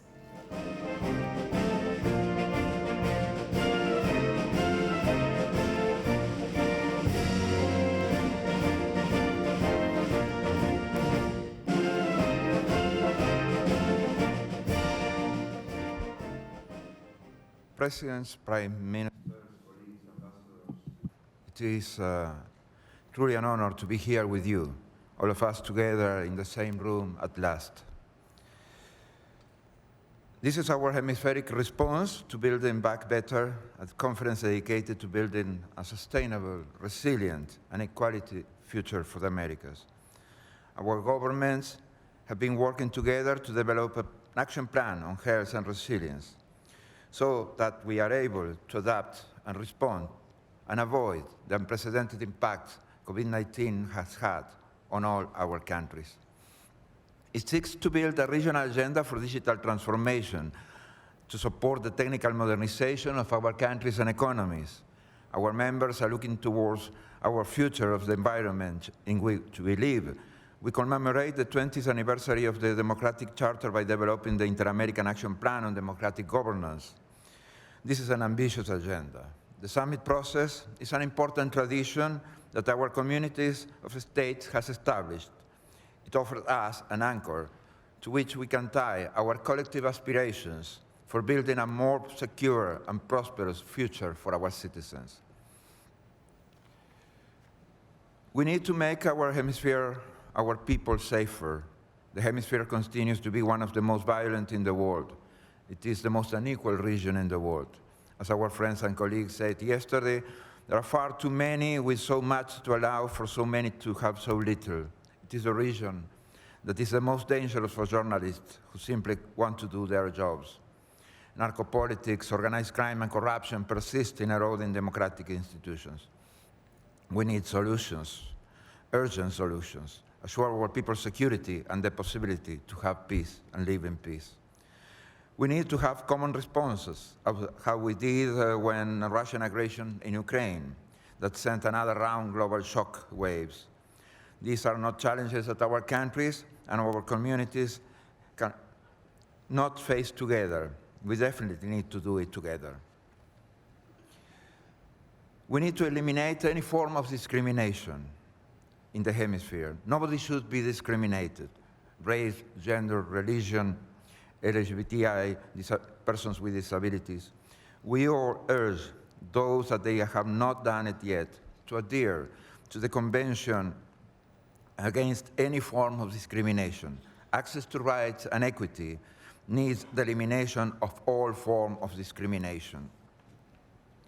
We have a responsibility to promote and protect the fundamental rights of women and girls in all their diversity. It is the right of every individual to be free from all forms of violence, and we must commit to urgently advancing a self-standing new global treaty to end violence against women and girls. Voy a repetir, tenemos una responsabilidad. I'll repeat, we have the responsibility of promoting and protecting the basic human rights of all women and girls. It is the right of each individual to be free of all types of violence and to commit to make progress urgently all together in a new autonomous global treaty to put an end to violence against women and girls. Reason why countries with so much wealth and such abundance of resources have sometimes extraordinary levels of poverty. Rich countries managed efficiently should inherently be able to deliver for the people. Es inadmisible tener países ricos y pueblos pobres. We can't have rich countries but poor people. Rich countries sometimes with over 50% level of poverty.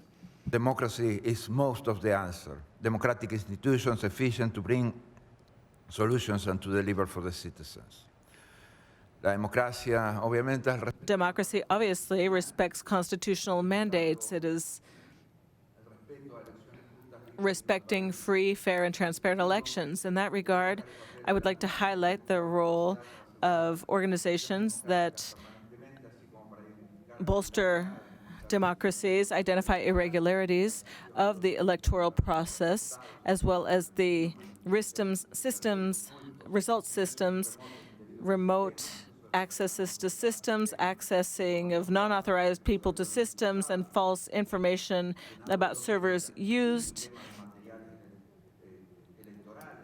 election materials, irregularities in managing all types of records, unauthorized, unexplained access to systems. We definitely do have skills and capacities. No one wants elections where this happens. The response is not always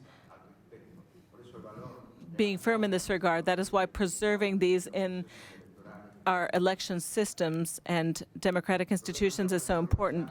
Problems can never be the finding of these irregularities. The issue is that these irregularities never, ever should happen. We must take care of the lives of migrants. We cannot let our people disappear. We cannot let our human rights be violated. Their lives matter just as much as yours and mine. We cannot allow them to be lost. We must take care of their needs. We must protect them. But this is not enough. We must be willing to go to the very root of the mass migration and refugee problems in the hemisphere. My recognition to President Duque, President Lasso, and Abinader for real solutions for migrants. Definitely, we need to address the issue of climate change. Should be especially addressed. It's too costly for many of us. We are the first border. CARICOM countries are the first border. Caribbean countries are the first border. Central American countries are the first border in the fight against climate change. We suffer devastation year after year when the hurricane season. We must equip ourselves to tackle the ever-urgent climate crisis, a task that will require the investment of significant new resources. Climate change has brought with a high cost. Mitigation and adaptation have a price. We need this price to come from the international sources, from international financial institutions, from international financial resources. It is unfair that the victims pay the price and the profits go to others. Definitivamente tenemos que condenar. We must condemn all wars of aggression. The Russian invasion of Ukraine must definitely be repudiated by all. And saying that we don't need more weapons in this region and we don't need powers from outside the region destabilizing and providing military support for dictatorships. We need a new level of partnership. Common partnership among democracies in the hemisphere. This needs to be a new kind of partnership. It needs to deepen trade, increase cooperation, bring greater investment. Necesitamos más comercio, más. We need more trade, more investment, more cooperation. We need more financial flexibility. We need additional financial reinforcements for economic recovery and for development. We need to especially remember the needs and requirements of middle-income countries. We need to especially remember and consider the demands of CARICOM countries today in that regard. We must be aware that CARICOM countries also face significant problems when it comes to energy resources, and therefore they must be able to obtain them wherever it is cheaper. It is our duty and our obligation to always act under the mandates of the OAS Charter, the Democratic Charter when it comes to human rights. I would have liked at this summit in this room to have present Pinochet, Videla, Gregorio Alvarez. I wouldn't have liked that at all. I wouldn't have liked having them in this room at all. Dictatorship is not a matter of ideology. We must be emphatic, and our empathy is with victims of dictatorships. It is with those who disappeared and the families of those disappeared, those who have been murdered and their families, those who have been tortured, political prisoners. Those are the people who must be here. I've always been ready to cooperate and work together with the countries of the hemisphere under all precepts that must guide us. These are the values that inspire the existence of the OAS, our fundamental values of democracy, of human rights, security, development. Before these difficulties, our hands are outstretched to help, given division, the idea to be united, our democratic convictions, and especially we need peace and democracy for the countries of our hemisphere. More rights for more people. Thank you.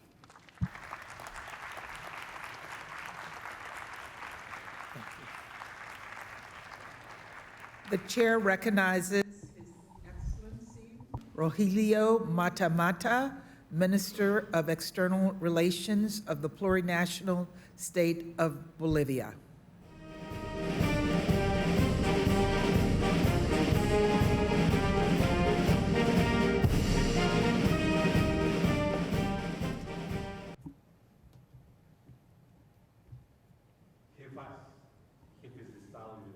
Heads of state and of government, ministers, ministers of foreign affairs, heads of delegation, to all of you, please receive the greetings of the plurinational state of Bolivia, Luis Alberto Barce Catacora, who is not present in this event because not all the countries are here, because even though we call it the Summit of the Americas, some countries were excluded.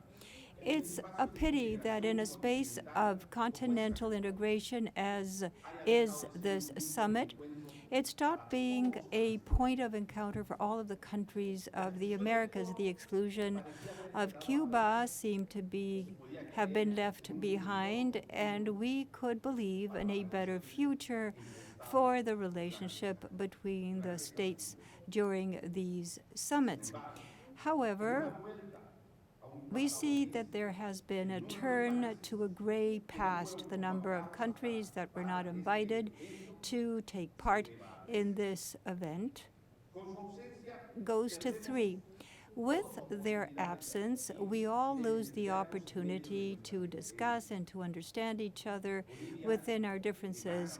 Bolivia demands respect and demands that the principle of non-intervention be kept in internal affairs in our states. We want to remind you of the basic charter of the American states. It expresses that each country, each nation has the right to elect without foreign intervention its political and social order in the best way possible for that country, and that no one should intervene in the affairs of other states. This is why we reject the unilateral qualification of who is a democratic country and who isn't, because that in and of itself is anti-democratic, even though there is discourse that tries to justify this. What happens within our own home?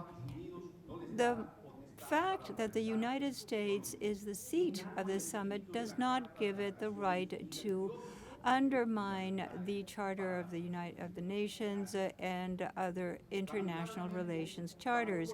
Unfortunately, the Organization of the American States and its General Secretariat are guarantors of the institutionality of the rule of law and the respect of human rights. In our very painful experience, the OAS participated in events in the coup d'etat in Bolivia in 2019, which led to a de facto government with the use of lethal force that ended with the lives of many Bolivians.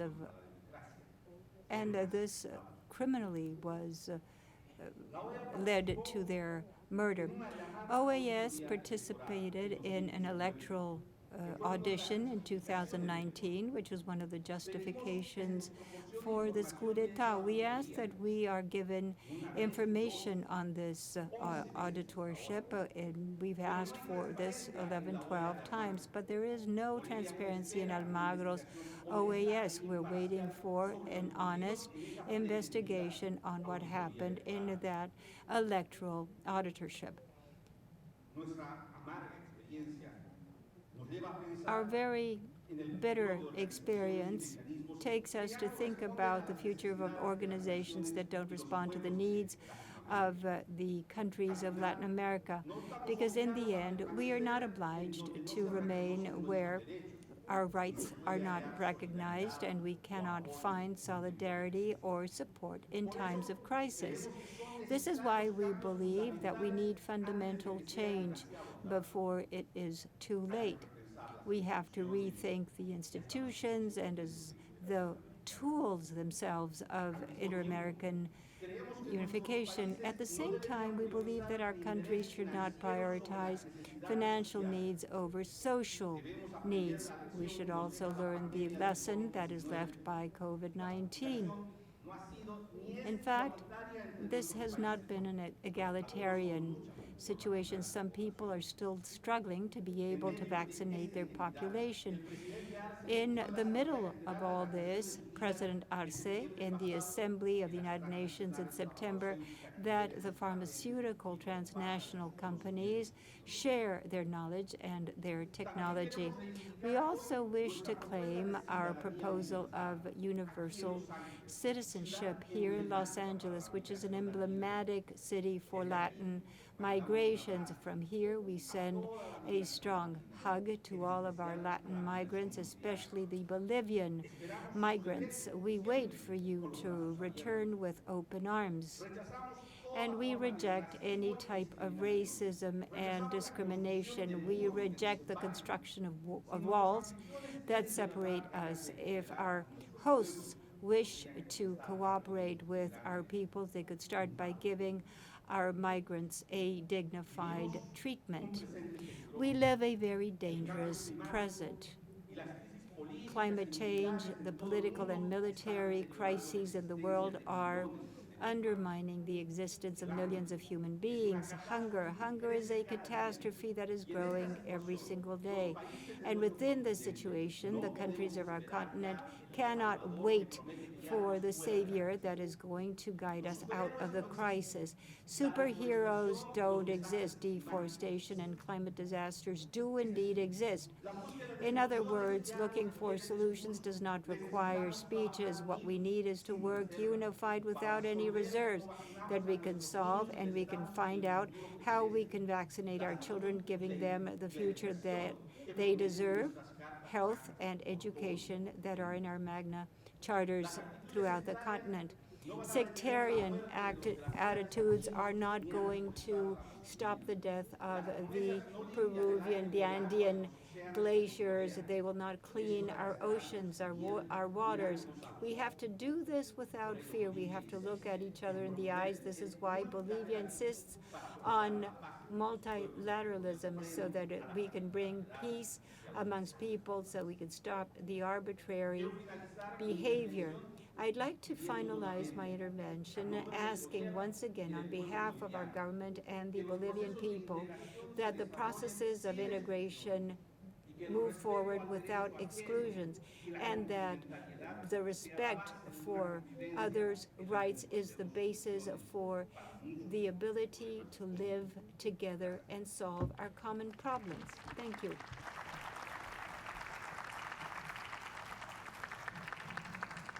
Excellencies, this concludes our second plenary.